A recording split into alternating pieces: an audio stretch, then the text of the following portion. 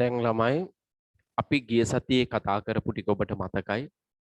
අද අපි ව්‍යාපාරික ගිණුම්කරණේ ගිය සතියේ අපි කතා කරේ ව්‍යාපාරයක් කියන්නේ මොකක්ද කියන එක. එහෙමනම් අද අපි ගිණුම්කරණයේ ප්‍රවේශයක් වෙන්න ඉස්සර ලියාගමු වාර්තාකරණ ඒකකය. මුලින්ම ලියාගන්න මාතෘකාව වාර්තාකරණ ඒකකය. මාතෘකාව වාර්තාකරණ ඒකකය. වාර්තාකරණ ඒකකය. අපිට ගිණුම්කරණේ යම් කිසි දෙයක් වාර්තා කරනවා. පුතේ හොඳට මතක තියාගන්න reporting and recording. recording කියන්නේ සටහන් කරනවා. reporting කියන්නේ වාර්තා කරනවා. එහෙනම් අපි මොකක්ද මේ කතා කරන්නේ? recording නෙමෙයි reporting. ඉදිරිපත් කිරීමක් ගැන කතා කරන recording කියන්නේ.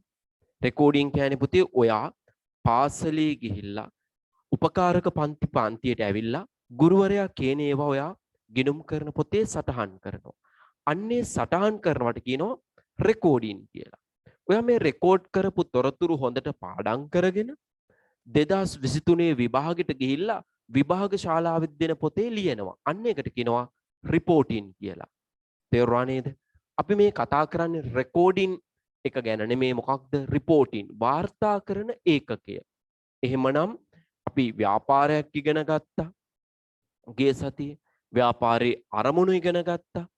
ඊට අමතරව ව්‍යාපාරයේ ක්‍රියාකාරකම් ඉගෙන ගත්තා. ඔබේ නිබන්ධනයේ අදාළ අද සාකච්ඡා කරන පිටු ඔබගේ Telegram group එකේ ඇති. නැත්නම් ඔබ සම්බන්ධ වෙලා ඉන්න WhatsApp group වල ඇති. ඒ වලින් ළමයි අදාළ නිබන්ධන පිටු පරිශීලනය කරන්න ඔබ. එහෙනම් අපි මුල්ම මාතෘකාව වාර්තා කරන ඒකකේ නැත්නම් reporting entity ලියා ගන්න මාතෘකාව වාර්තා කරන ඒකකය reporting entity යටින් තියෙන එක ලියන්න එපා පුතේ. මෙන්න මේ උඩ කොටස තමයි ලියන්නේ. මාතෘකාව වාර්තා කරන ඒකකය reporting entity. reporting entity. reporting entity. ලියාගමු. අපි ගිය සතිය අන්තිමටම විස්තර කරා ලස්සන මාතෘකාව. මොකද්ද අපි ගිය සතිය විස්තර කරේ පුතේ අන්තිමටම? ව්‍යාපාරයක් කියන එක ලාභ අරමුණින් තියෙන්නත් පුළුවන්. ලාභ gedara ගෙනියන්න නැතුව උපයලා ව්‍යාපාරම යොදන අරමුණින් තියෙන්නත් පුළුවන්. කේවල ස්වාමී ව්‍යාපාර විදිහට තියෙන්නත් පුළුවන්. හවුල් ව්‍යාපාර විදිහට තියෙන්නත් පුළුවන්. සංස්ථාපිත සමාගම් විදිහට තියෙන්නත් පුළුවන්. මෙන්න මේ ගිය සතිය අන්තිමටම පැහැදිලි කරපු දේ තමයි අපි මේ ලියන්නට යන්නේ. ලියා ගන්න ව්‍යාපාර ආයතනයක් ලස්සනට ලියන්න, වමනාවෙන් ලියන්න. ව්‍යාපාර ආයතනයක් කමා රාජ්‍ය සංස්ථාපිත ආයතනයක් රාජ්‍ය සංස්ථාපිත ආයතනයක් කමා දෙපාර්තමේන්තුවක් හෝ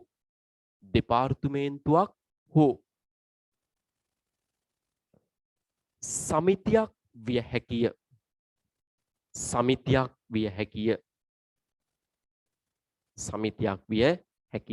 තිතක් වාර්තා කරන ඒකකය ඒවායේ අයිතිකරුවන් මත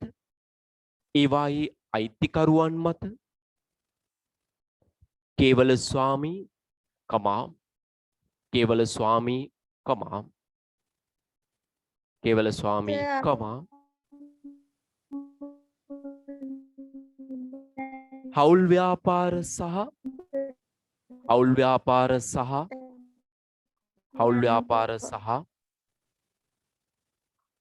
හවුල් ව්‍යාපාර සහ සංස්ථාපිත සමාගම්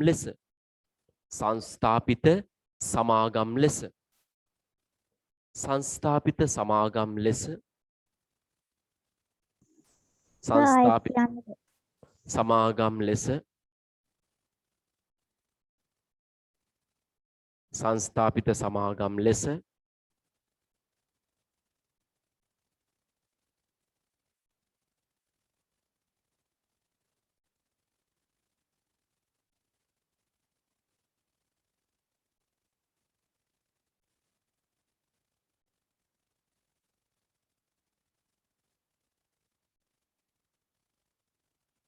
සංස්ථාපිත සමාගම් ලෙස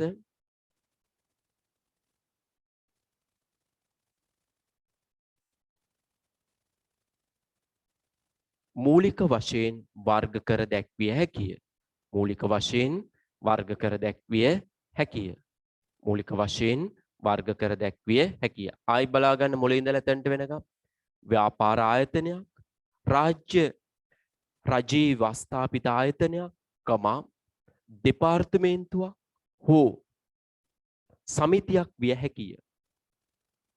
ඊළඟට ආයි කියන වාර්තාකරණ ඒකකය, කමා ඒවායේ අයිතිය මත කේවල ස්වාමී, හවුල් ව්‍යාපාර සහ සංස්ථාපිත සමාගම් ලෙස මූලික වශයෙන් දැක්විය හැකිය. පුතේ මේ වර්ග කිරීම, ඉදිරිපත් කිරීම කරන්නේ ඔබේ විෂය නිර්දේශයට සීමාව තුළ ඉඳගෙන ඊට එහා විස්තර කිරීම අපිට අවශ්‍ය නොවන නිසා. ඊළඟට අපි බලමු ඒකේ තම ලියා ගන්න තවද ඒවායේ අරමුණ මත ඒවායේ අරමුණ මත තවද ඒවායේ අරමුණ මත තවද ඒවායේ අරමුණ මත වාර්තාකරණ ඒකකයක් වාර්තාකරණ ඒකකයක් වාර්තාකරණ ඒකකයක්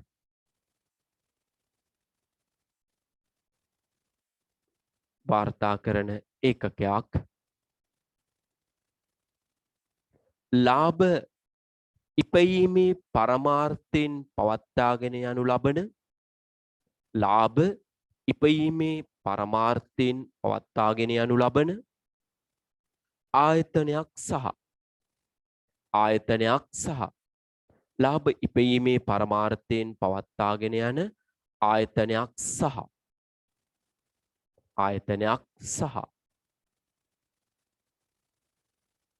ලාභ ඉපයීමේ පරමාර්ථයෙන් තොරව ලාභ ඉපයීමේ පරමාර්ථයෙන් තොරව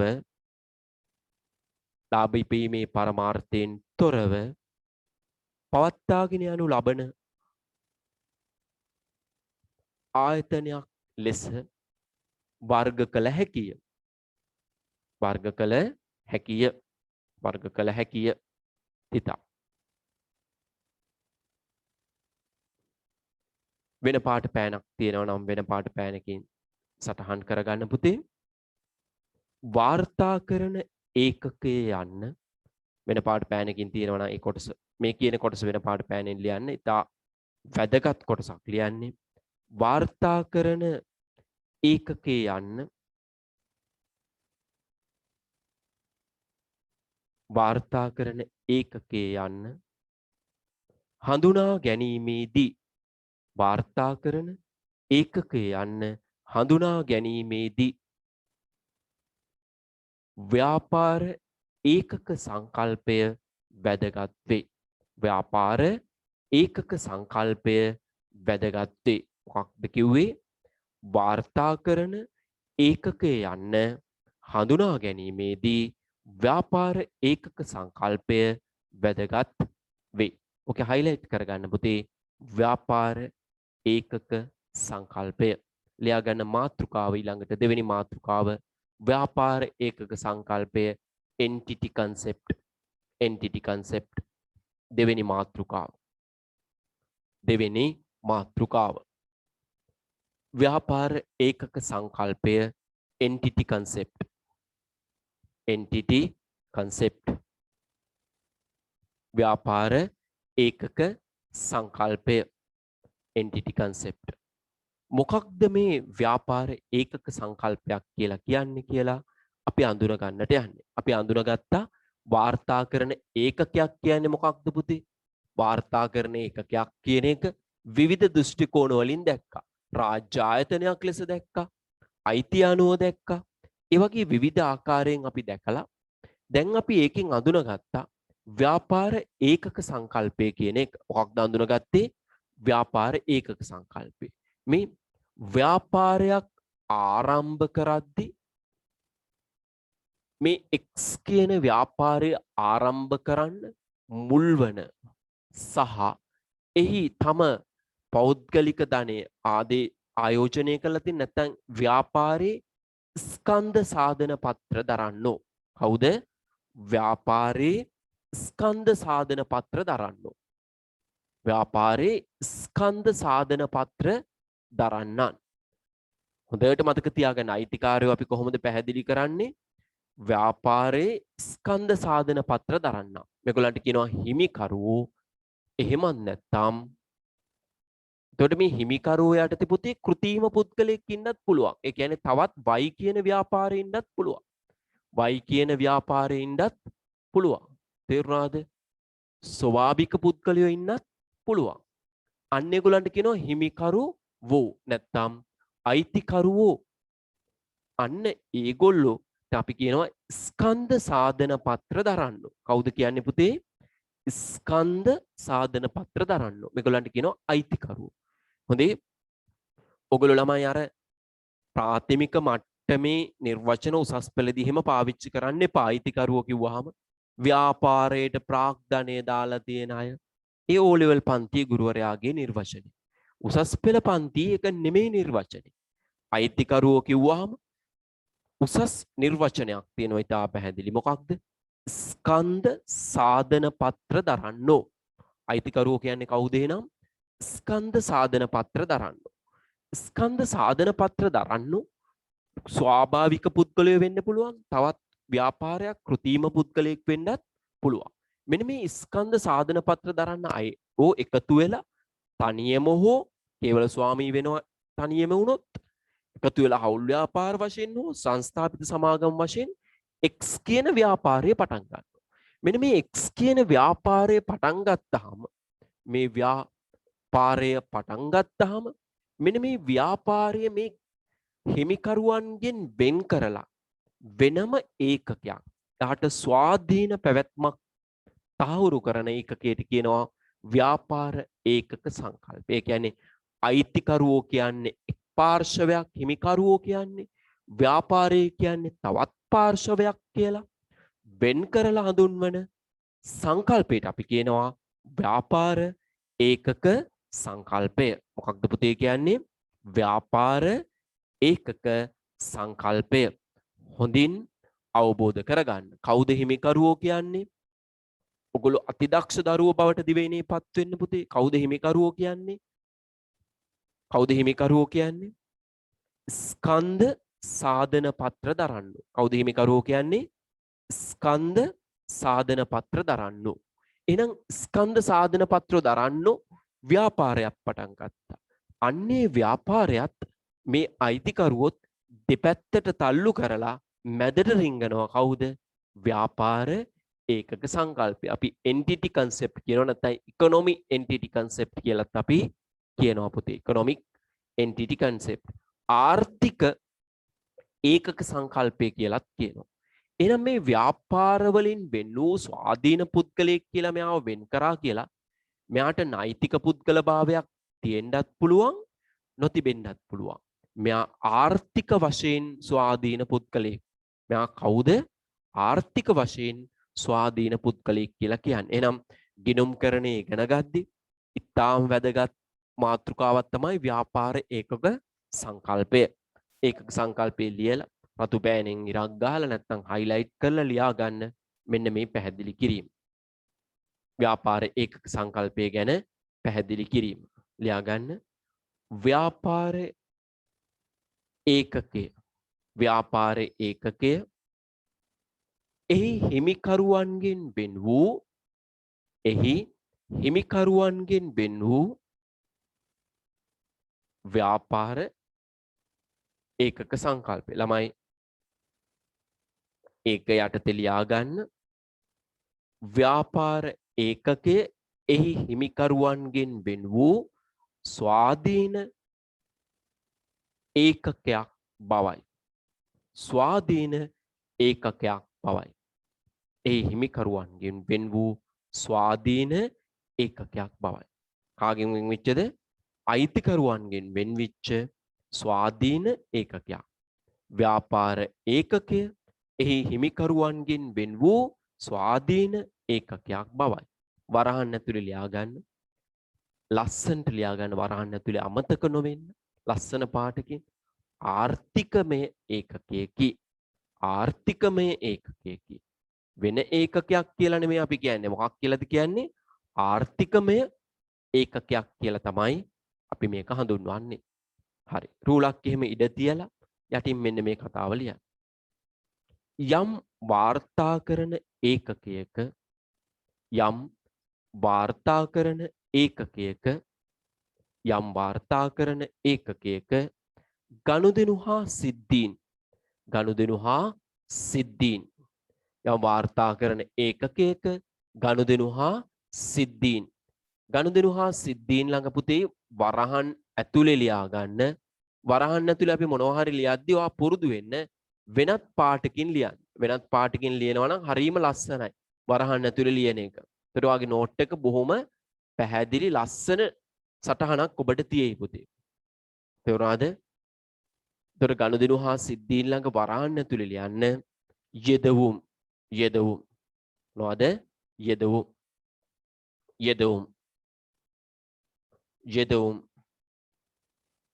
යෙදවුම් යෙදවුම් වරහන් බහලා ආයතනයේ දෘෂ්ටි කෝණයෙන් ආයතනයේ දෘෂ්ටි කෝණයෙන් ආයතනයේ දෘෂ්ටි කෝණයෙන් සැලකිය යුතුය. ආයතනයේ දෘෂ්ටි කෝණයෙන් සැලකිය යුතුය. ඒ කියන්නේ අයිතිකරුවන්ගේ දෘෂ්ටි කෝණයෙන් නෙමෙයි ආයතනයේ දෘෂ්ටි කෝණයෙන් මේක සැලකිය යුතුය. හරිනේ. එහෙනම් මොකක්ද මේ කිව්වේ? අයිතිකරුවෝයි ව්‍යාපාරයයි කියන්නේ එකිනෙකට ස්වාධීන ඒකක දෙකක් කියලා කිව්වේ. ආයි පුතේ කියව ගන්න හිමින් තනියම කියව ගන්න. ළමයි පන්තියේ තා වුවමනාවෙන් තනියම කියවන්න සටහන ආයසරයක් ව්‍යාපාර වාර්තාකරණ ඒකකයක් කියන්නේ මොකක්ද කියලා මම නෝට් එක දුන්නා. ව්‍යාපාර ඒකක සංකල්පය කියන්නේ මොකක්ද කියලා දුන්නා තනියම. ඇහෙන්න එහෙම නෙමෙයි. ඔයාට ඒ ගෙදර අයටයි ඇහෙන්න කියව ගන්න. විනාඩි 3ක කාලයක් දෙන්නම්. කියවන්න පුතේ සටහන අනිවාර්යෙන් හැමෝම කියවන්න.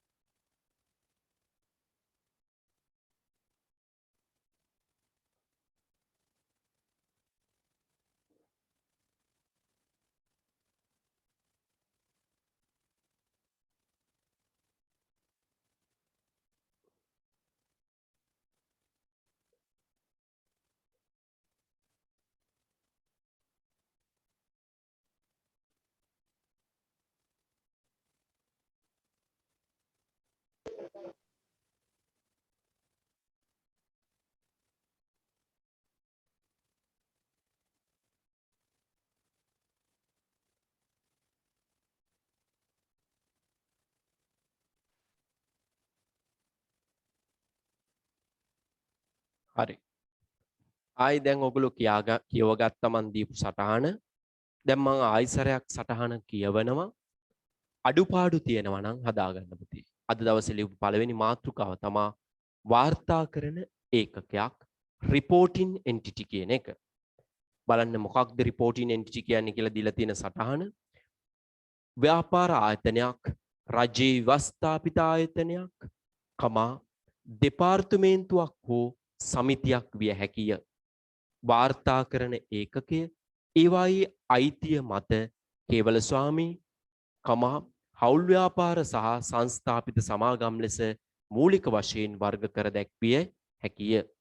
තිතක් තවද ඒවායේ අරමුණ මත වාර්තා කරන ඒකකයක් ලාභ ඉපයීමේ පරමාර්ථයෙන් පවත්වාගෙන යනු ලබන ආයතන සහ ලාභ ඉපයීමේ පරමාර්ථයෙන් තොරව පවත්වාගෙන යනු ලබන ආයතනයක් ලෙස වර්ග කළ හැකිය.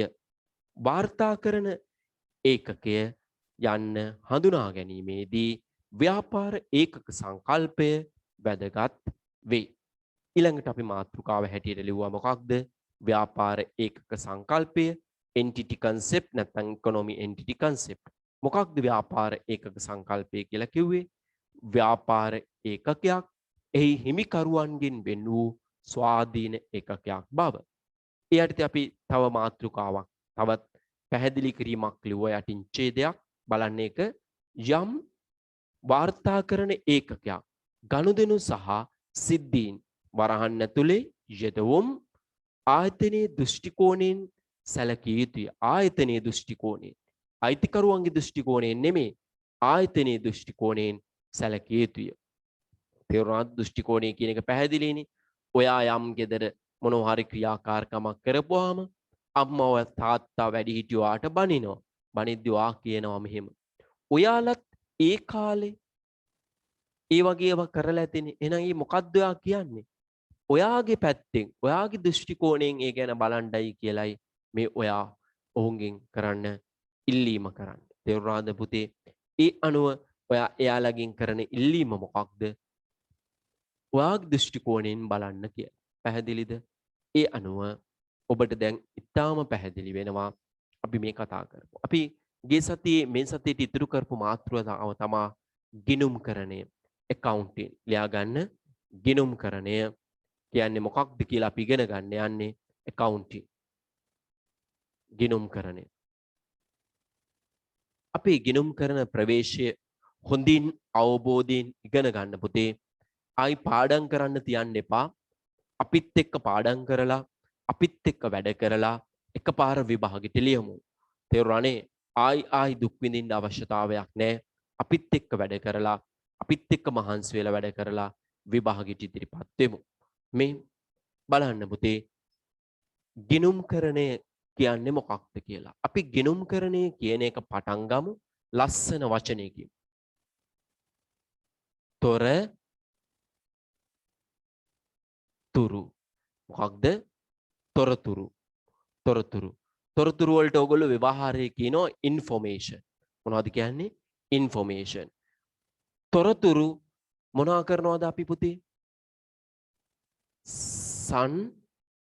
නිවේදනය. තොරතුරු අපි මොනවා කරනවද? සංනිවේදනය කරනවා. තොරතුරක් සංනිවේදනය කරනවා. මං ඇහුවොත් සංනිවේදනය කරන එකේ මම ප්‍රශ්නයක් අහනවා කාටද? තොරතුරු සංනිවේදනය කරන්නේ කාටද කියලා මට ප්‍රශ්නයක් අහන්න පුළුවන්. ඊළඟට මට තවත් ප්‍රශ්නයක් අහන්න පුළුවන්. මොකටද? මොකටද? මොකක්ද? කාටද? මොකටද? තොරතුරු සංනිවේදනය කරනවලු කාටද? මොකටද? කාටද? මොකටද? ඔයාට කවුරු හරි කියනවා ඔයාට අද මං එනකොට බනිස් ගෙඩියක් අරන් ආවනේ. ඔයා අහනවා කාටද? මොකටද? අහනවා. තව මොනවද ඔයාට අහන්න පුළුවන් ප්‍රශ්නයක් ළමයි? කාටද මොකටද කියලා අහන්න පුළුවන්. තව මොනවද ඔයාට අහන්න පුළුවන්? තව මොනවද අහන්න පුළුවන්? අපි බලමු ඉදිරියේදී තව මොනවද අහන්න පුළුවන් කියලා. දැන් ප්‍රශ්න දෙකක් ඔයාට තියෙනවා. තොරතුරු සංනිවේදනය කරනවා. මොකක්ද අහන්න පුළුවන් තව ප්‍රශ්නයක්? කා ගැනද? කා ගැනද?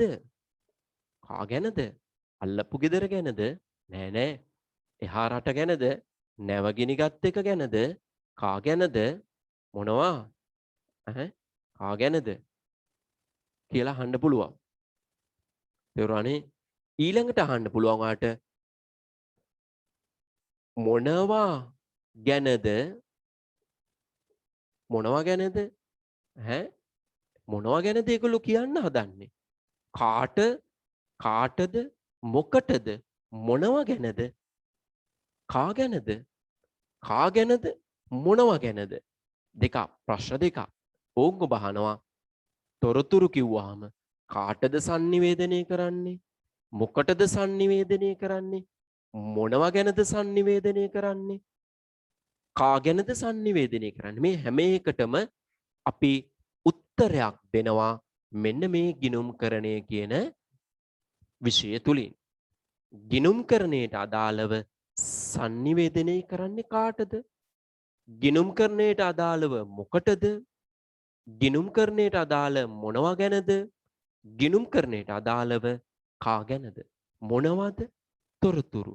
ඊළඟට අපි අහනවා තොරතුරු තොරතුරු වල අපි අහනවා මොනවද? අපිට අහන්න පුළුවන් තොරතුරු වල මොනවද අහන්න පුළුවන් ප්‍රශ්න තොරතුරු ගැන? එකක් අපි අහනවා මොනවද අහන්නේ? මොනවද අහන්නේ? මොන තොරතුරුද? මොන තොරතුරුද දෙන්නේ? තොරතුරු පැත්තෙන් අහනවා. මොන තොරතුරුද? කොයි තොරතුරුද? කොයි තොරතුරුද දෙන්නේ කියලා අහනවා. කොයි එකද? ඔයාගෙන් කවුරු හරි මොන හරි ඉල්ලුවාම අහනවා කොයි එකද ඔයාට ඕනේ? අර දිගේ එකද? නැත්නම් අර ඊයේ කැඩිච්ච එකද? මොකක්ද ඕනේ කියලා ඔයාගෙන් අහපුවාම ඔයා අහනවා. නැත්නම් අර ගෙදරින් ගෙනල්ලා තිබ්බ එකද? නැත්නම් අර මට හම්බ වෙච්ච එකද? කොයි එකද? කොයි එකද ඕනේ?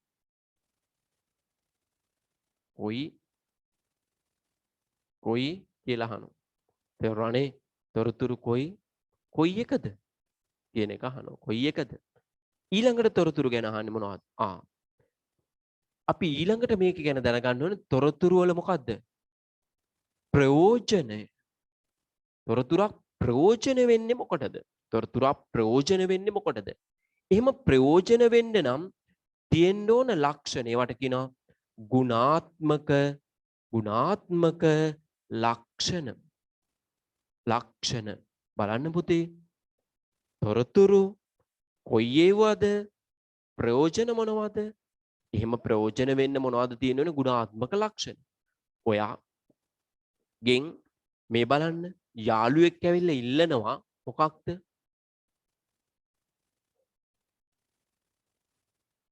පෑනක්. යාළුවෙක් වාගෙන් ඉල්ලනවා පෑනක්. ඔයා කියනවා පෑන ටිකක් දෙන්න. වාගෙන් අහනවා පෑන ටිකක් දෙන්න. ඔයා අහනවා කොයි පෑනද? කොයි පෑනද? එයා කියනවා අර දම් පාට පෑන දෙන්නකෝ. පෑනේ ප්‍රයෝජනේ මොකද්ද පුතේ? ලිවීම. පෑනේ ප්‍රයෝජනේ මොකද්ද? ලිවීම. ලියන්න නම් ගුණාත්මක ලක්ෂණ තියෙන්න ඕනේ. ඒකේ තීන්ත තියෙන්න ඕනේ. ඒකේ ලියන කෑල්ලේ ගුණත්වය හොඳට තියෙන්න ඕනේ. තුඩේ ලේන්ඩියා කියලා කියන්නේ. ආන්න ගුණාත්මක ලක්ෂණ. අර පිටිපස්ස හොඳට වැහෙන්න ඕනේ. නැත්නම් ලියද්දි උඩ පනිනවා. පයින් ලියන්න හදන වෙලේ උඩ පනිනවා. ගුණාත්මක ලක්ෂණ නැහැ. ඊට පස්සේ අපි කියනවා මොකද්ද මේ දීලා තියෙන බඩ කඩුත්තුව ලියා ගන්නත් බෑ. තියාගන්න බෑ පෑන කියලා යනවා. ඇයි මේ? ගුණාත්මක ලක්ෂණ නැහැ. ප්‍රයෝජනීය ගන්න විදිහක් නැහැ. තේරුණා නේද? ඊළඟට පෑන දෙද්දි ඔයාට අහන්න පුළුවන් ප්‍රශ්න. කාටද පෑන? මට. මොකටද? මොකෝ පෑනේ නාණ්ඩයි ලියන්න. මොනවා ගැනද? ඒක අහන්න එපා. ඒක අපේ පෞද්ගලික එකක් නේ. කා ගැනද? කා ගැන ලිව්වත් ඔයාට ඇති වැඩක් නැහැ. පෑන දෙනවා නම් දෙන්න. ඔන්න ඔයාට අපි දෙන උත්තර. එහෙනම් ළමයි මෙන්න මේ කතන්දරේ තමයි අපි ඒ යාළුවෙකුට දීපු උත්තරනේ. මෙන්න මේ ටිකට ගිණුම් කරමින් උත්තර ටිකක් දෙනවා. මෙන්න මේ ටිකට ගිණුම් කරමින් උත්තර ටිකක් දෙනවා. අපි මෙන්න මේ විෂයපති ඉගෙන ගන්න අපි ඉගෙන ගමු තොරතුරු කියන්නේ මොනවද? අපේ දරුවන්ට අපි දන්නවා තොරතුරු කියන්නේ මොනවද? තොරතුරු කියන්නේ මොනවද? මේ තොරතුරු කියනවා හරීම ලේසි. මේ බලන්න පුතේ. දැනූ මට එකතු වන නව කරුණු. හරි මගේ පුතාලා කියන්න දුවලා දැනුමට එකතු වන නව කරුණු වලට අපි කියනවා තොරතුරු. එහෙමත් නැත්නම් විඤ්ඤාපන. මොනවා කියනවද? විඤ්ඤාපන. අදම ඉගෙනගෙන අදම මතක තියාගන්න. දැනුමට එකතු වන නව කරුණු. තොරතුරු. දැනුමට එකතු වන නව කරුණු. දැනුමට නව කරුණු එකතු වුණාම මේ බලන්න. දැනුමට නව කරුණු එකතු වුණාම මොකද වෙන්නේ වාගේ? දැනුම වැඩි වේ. දැනුම වැඩි වේ. ආන්න නව කරුණු එකතු වුණාම ඔයාගේ දැනුම වැඩි වෙනවා පුතේ. මොකක්ද වැඩි වෙන්නේ? දැනුම වැඩි වේ. දැනුම වැඩි වුණාම ඔළුව ඉදිමෙනවද? දැනුම වැඩි වුණාම ඔළුව ඉදිමෙනවද? නෑ නෑ. මොකක් වෙනවද? නොදැනුවත් කමින් මිදේ. නොදැනුවත් කමින් මිදේ. නොදැනුවත් කමින් මිදෙනවා. දන්නේ නැතිකම මිදෙනවා. ඒ කියන්නේ දැනුවත් වෙනවා ඔයා. නොදැනුවත් කමින් මිදෙනවා. වලකට වැටුනහම අඩි 40ක විතර අඬ කැඩිලා හොම්බෑනිලා මැරෙනවයි කියලා ඔයා දන්නේ නැත්තම් නොදැනුවත්කම. අන්න ඔයා දන්නවා එහෙම වැටුනහම මොකද වෙන්නේ කියලා. දැනුවත්කම. නොදැනුවත්කමින් මිදෙනවා. නොදැනුවත්කමින් මිදුනහම මොකද වෙන්නේ? සාර්ථක තීරණ ගන්නවා පුතේ. මොනවා වෙනවද? සාර්ථක තීරණ ගන්නවා. සාර්ථක තීරණ ගැනීම. බලන්නකො. ලස්සන කතාවක්නේ මේක. ඔළුවට දාගන්න අවශ්‍ය නම් ලියා ගන්න පැත්තකින් පොතේ. තොරතුරු කියන්නේ මොකක්ද? තොරතුරක් කියන්නේ දැනුමට එකතු වන නව කරුණු. නව කරුණු මේ ගමේ ඇන්ටිලා මේවට මොනවද කියන්නේ පුතේ? ඕපදූප. මොනවද කියන්නේ? ඕපදූප. ටවුමේ නිකම් බොරු පොෂ් ඇන්ටිලා මොනවද කියන්නේ? ගොසිප්. මොනවද කියන්නේ? ගොසිප්. එහෙනම් තොරතුරු වලට ගමේ කියනවා මොකක්ද? තොරතුරු වලට ගමේ කියන්නේ මොකක්ද පුතේ? ඕපදූප, ගොසිප්. ඒ තොරතුරු තමයි. එහෙනම් ඕපදූප හොයන එක හොඳද? හොඳයි. ඕපදූප වලින් දැනුමට මොකද වෙන්නේ? ඕපදූප කියන්නේ තොරතුරු නම් දැනුමට අලුත් කරුණු එකතු වෙනවා. ආන්න දැනුම වැඩි වෙනවා. දැනුම වැඩි වෙනවා. එතකොට නොදැනුවත්කමින් මිදෙනවා. නොදැනුවත්කමින් මොනවා වෙනවද? මිදෙනවා. එතකොට සාර්ථක තීරණ ගන්නවා. එහෙනම් මං ඇහුවොත් තොරතුරු වල ප්‍රයෝජනේ මොකක්ද කියලා? ආන්න ඔබට දැන් එනවා. තොරතුරු වල ප්‍රයෝජනේ තමයි මොකක්ද පුතේ? සාර්ථක තීරණ ගන්න. මොකක්ද? සාර්ථක තීරණ ගන්න තමයි තොරතුරු ප්‍රයෝජනවත් වෙන්නේ. මොනවා කරන්නද? සාර්ථක තීරණ ගන්න තොරතුරු ප්‍රයෝජනවත් වෙනවා. තේරුණාද පුතේ? හොඳින් ඉගෙන ගන්න අපිත් එක්ක ගිනුම් කරණය. මේ වසර දෙකමාර අපිත් එක්ක හොඳින් ඉගෙන ගත්තොත් නියත වශයෙන්ම ලකුණු 80කින් එහා පැත්තේ ගිනුම් කරණයට ලබා ගන්නට පුළුවන්. මොකෝ ඔබ ගිනුම් කරණය පිළිබඳ ඉතා නිවැරදි දැනුමක් අපිත් එක්ක ලබනවා. හැබැයි ඒ සතිය දේවල් අපිත් එක්කම පාඩම් කළා හොඳින් මතක තබා ගැනීමට සහ එන ආසාවෙන් ආදරයෙන් නැකැක්කුමෙන් තේරුණා නේද? දැන් ළමයි ඔයා ආස කෙනෙක් ගෙදර එනවා කිව්වහම ඔයා කොහොමද බලන් ඉන්නේ? ජනේලේ ළඟට යනවා, හැරිලා බලනවා, එනවද කියලා බලනවා, තාම එන්නේ නැද්ද කියලා බලනවා. නේ ඔයාට පුදුම අමාරුවක් නේ තියෙන්නේ එනකන් ළමයි. ආන්න එහෙම අමාරුවක් දැනෙන්න ඕන. මොකක්ද දැනෙන්න ඕනේද? අමාරුවක්. තොරතුරු මේ ගින්දර ඇල්ලුවාම පිච්චෙනවා. ගින්දර ඇල්ලුවාම පිච්චෙනවා. පොඩි එකා ඒක දන්නේ නැහනේ. උහින්ද අල්ලනවා. අන්න ඇල්ලුවා පිච්චුණා. දැන් අන්න තොරතුරක් ආවා. ගින්දර වලට පිච්චෙනවා. අන්න දැනුමට නව කරුණක් එකතු වුණා. තොරතුරු නිසා ගින්දර වලට පිච්චෙනවා කියලා. දැනුම පොඩි එකාගේ මොනවා වුණාද?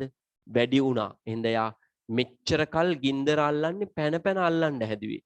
අම්මලා අල්ලන්න දුන්නේ නැහැ. අම්මා නැති වෙලේ අල්ලලා අත පුච්චගෙන දැනුමට එකතු කරගත්තා. එයාගේ දැනුම වැඩි වුණා. නොදැනුවත්කමින් මිදුණා. ඊට පස්සේ ගින්දර දකිද්දි මේක දුවනවා. දුවනවා නවතින්නේ නැතුව. ඇයි මේ දුවන්නේ?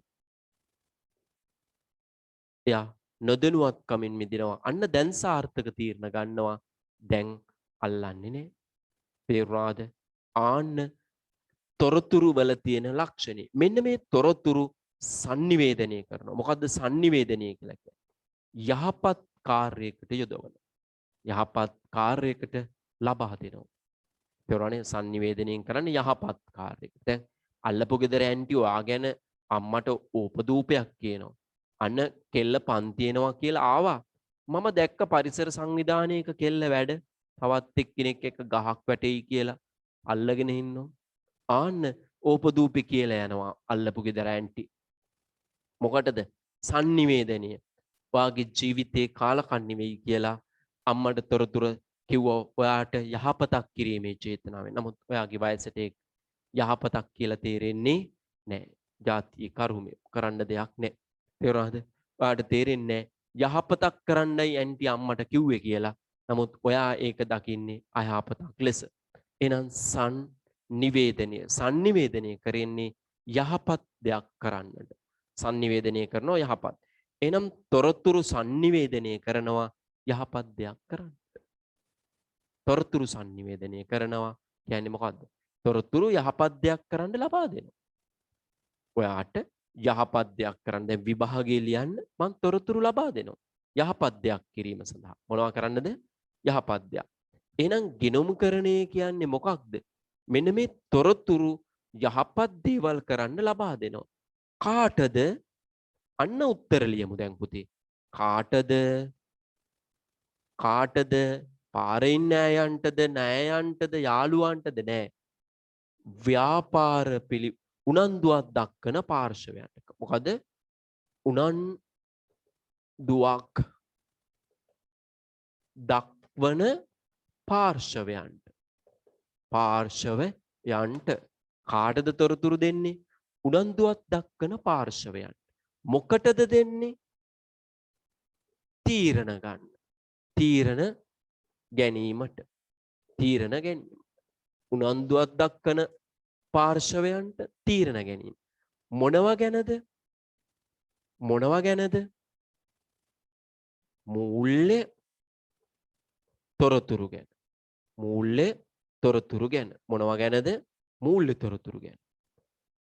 කා ගැනද? ව්‍යාපාරයක්. ව්‍යාපාරයක්. ව්‍යාපාරයක්. ඔන්න උත්තර. කාටද? උනන්දුවක් දක්වන අයට. මොකටද? තීරණ ගන්න. මොනවා ගැනද? මූල්‍ය තොරතුරු. කා ගැනද? ව්‍යාපාරයක් ගැන. එහෙනම් තොරතුරු කොයි මොන තොරතුරුද? කොයි තොරතුරුද ඕනේ? ආන්න මූල්‍ය තොරතුරු ඕනේ. කොයි කියන එකට දැන් උත්තරේ හැදිලා තියෙන්නේ. කොයි තමා මූල්‍ය තොරතුරු? මූල්‍ය තොරතුරු. මොනවාද ඕනේ? මූල්‍ය තොරතුරු. මොකටද? ප්‍රයෝජනයට ගන්න. මොනවටද? තීරණ ගන්න අර්ථයෙන් තීරණ ගැනීමට. ඒවල ගුණාත්මක ලක්ෂණ තියෙන්න ඕනේ. මේ අමතක නොවෙන්න මතක තියාගන්න. එන උවමනාවෙන් අහගන්න. මාර උවමනාවෙන් එන බොක්කෙන් එන හයි හත්ති අරගෙන අහගන්න මේ කම්මැලිකම් මගහරින්න කෝ නිදිමත කතා අතාරින්න කෝ ආදරෙන් අහගන්න එන ආදරෙන් මම මේක සර් කියන වෙලේම මතක තියාගෙන ඉවර කරනවා කියලා හිතාගෙන අහගන්න. ගුණාත්මක ලක්ෂණ ආයි එක සැරේයි මං කියන්නේ එක සැරේයි කියන්නේ මුද්දින් අහගන්න ඔළුවට යන්න. තොරතුරු වල තියෙන්න ඕන ප්‍රධානතම ගුණාත්මක ලක්ෂණ දෙකයි. ප්‍රධානතම ගුණාත්මක ලක්ෂණ දෙකයි. ආයි අමතක කරන්න බෑ. හොඳින් අහන්න ඕනේ. උපරිමයෙන් අහගන්න ඕනේ. තේරුණා නේද? ඇහෙන තැන අන්තිමටම අහගන්න ඕනේ. ගුණාත්මක ලක්ෂණ දෙකයි. එකක් අදාළ බව. අදාළ බව. දෙක විශ්වාසනීයතාවය. හරිනේ? මතකයි. කොතනින් කියන්න කෑ ගහලා ගෙදරට ඇහෙන්න මතකද බලන්න. මයික් එහෙම ඔන් කරන්න අවශ්‍ය නැහැ. තනියම කියන්නේ මේ කියන්න කිව්වම කියන්න නැතුව ඉන්න ඈයෝ ඉන්නවනේ. ඒ ආයෝ වේයෝ කාලා වගේ විභාගෙදී නැත්තට නැති වෙලා යනවා. කියන්න කිව්වහම කියන්න ඕනේ. මොකක්ද? අදාළ බව, විශ්වාසනීයතාවය. මොකක්ද ගුණාත්මක ලක්ෂණ දෙක තොරතුරක තියෙන ප්‍රධානතම? අදාළ බව, ඊළඟ එක විශ්වාසනීය බව. බලන්න අර ගමේ මිනිහා, ගමේ ගැමියා එදා තොරතුරු වල ගුණාත්මක ලක්ෂණේ ලස්සන ප්‍රස්තාව පිටලකින් කිව්වා. ඔයාගෙන් මොනවා හරි අහනවා. අම්මා අහනවා. ඔබ අද පන්ති ගියේ කොහෙද? ඔබ පන්ති ගියාද අද? ඔව් බස් එකේ. අම්මා අහනවා මං ඔබෙන් ඇහුවේ බස් එකේද පයින්ද කියලා නෙමෙයිනේ යකෝ. පන්ති ගියාද කියලා. ඔව් ලොකු මාමත් පන්ති පාරේ යනවා දැක්කා. දැන් ඔබෙන් ඇහුවේ මොකද්ද මම? පන්ති ගියාද නැද්ද? දැන් මොකද්ද මේකට තියෙන ලස්සන ප්‍රස්තාව පිරුණ? ඈ කෙලි කොළුවෝ මොකක්ද තියෙන්නේ? යන්නේ කොහෙද? මල්ලේ පොල්. අපි අහලා තිනවනේ යන්නේ කොහෙද? මල්ලේ පොල්. යන්නේ කොහෙද? මල්ලේ පොල්. ඇහුවේ යන්නේ කොහෙද කියලා. මේක යන ගමන් කියනවා මල්ලේ පොල් තියනවලු. අන්න අදාළ බව නෑ. වැඩක් තියේද තොරතුර. තොරතුර වැඩක් නෑ. තොරනේ අදාළ බව කියන ලක්ෂණේ නෑ. එහෙනම් තොරතුර වැඩක් වෙන්නේ නැහැ. තොරතුර වැඩක් වෙන්නේ මොනවා වුණොත්ද? අදාළ වුණොත් විතරයි. අදාළ බව තිබුණොත් විතරයි තොරතුර වැඩක් වෙන්නේ නැත්නම් වැඩක්. එහෙනම් දා ගැමියා ලස්සනට ව්‍යවහාරය කිව්වා මේක යන්නේ කොහෙද?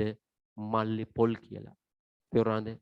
එහෙනම් තොරතුරක ප්‍රධානතම ගුණාත්මක ලක්ෂණය තුල තියෙන්න ඕනේ මොකක්ද? අදාළ බව. ඊළඟට ඒ කියන තොරතුර එන වටිනාකමක් තියෙනවා විශ්වාසනීයභාවය. තේරුණා නේද? ඔයා එකම එක පාරක් හරි විශ්වාසය කඩ කළොත් ඔබ කෙනෙකුට වංචා කරන්න පුළුවන්, බොරු කියන්න පුළුවන්, රවට්ටන්න පුළුවන් ඔබට. තේරුණානේ? ඒ තුල ඔබ කරන්නේ විශ්වාසය කඩ කරනවා. එකම එක පාරක් හරි විශ්වාසය කඩ කරලා තිබුණොත් ආයි කවදාවත් විශ්වාසය හදන්නට බැහැ. තේරුණා නේද? ඒතර ඔබ කියන ඒවා කවුරුත් පිළිගන්නේ නැහැ. ආපු කට ඇරියොත් බොරුවක්මයි. චි අන්න පන්ති ඉන්න එහෙම යාළුවෝ පචයා ඔන්න එනවා පචයා කියලා කියනවා. ඇයි ඒ? එයා කියන ඒවල විශ්වාසනීය භාවයක් නැහැ. එහෙනම් දැන් පේනවද?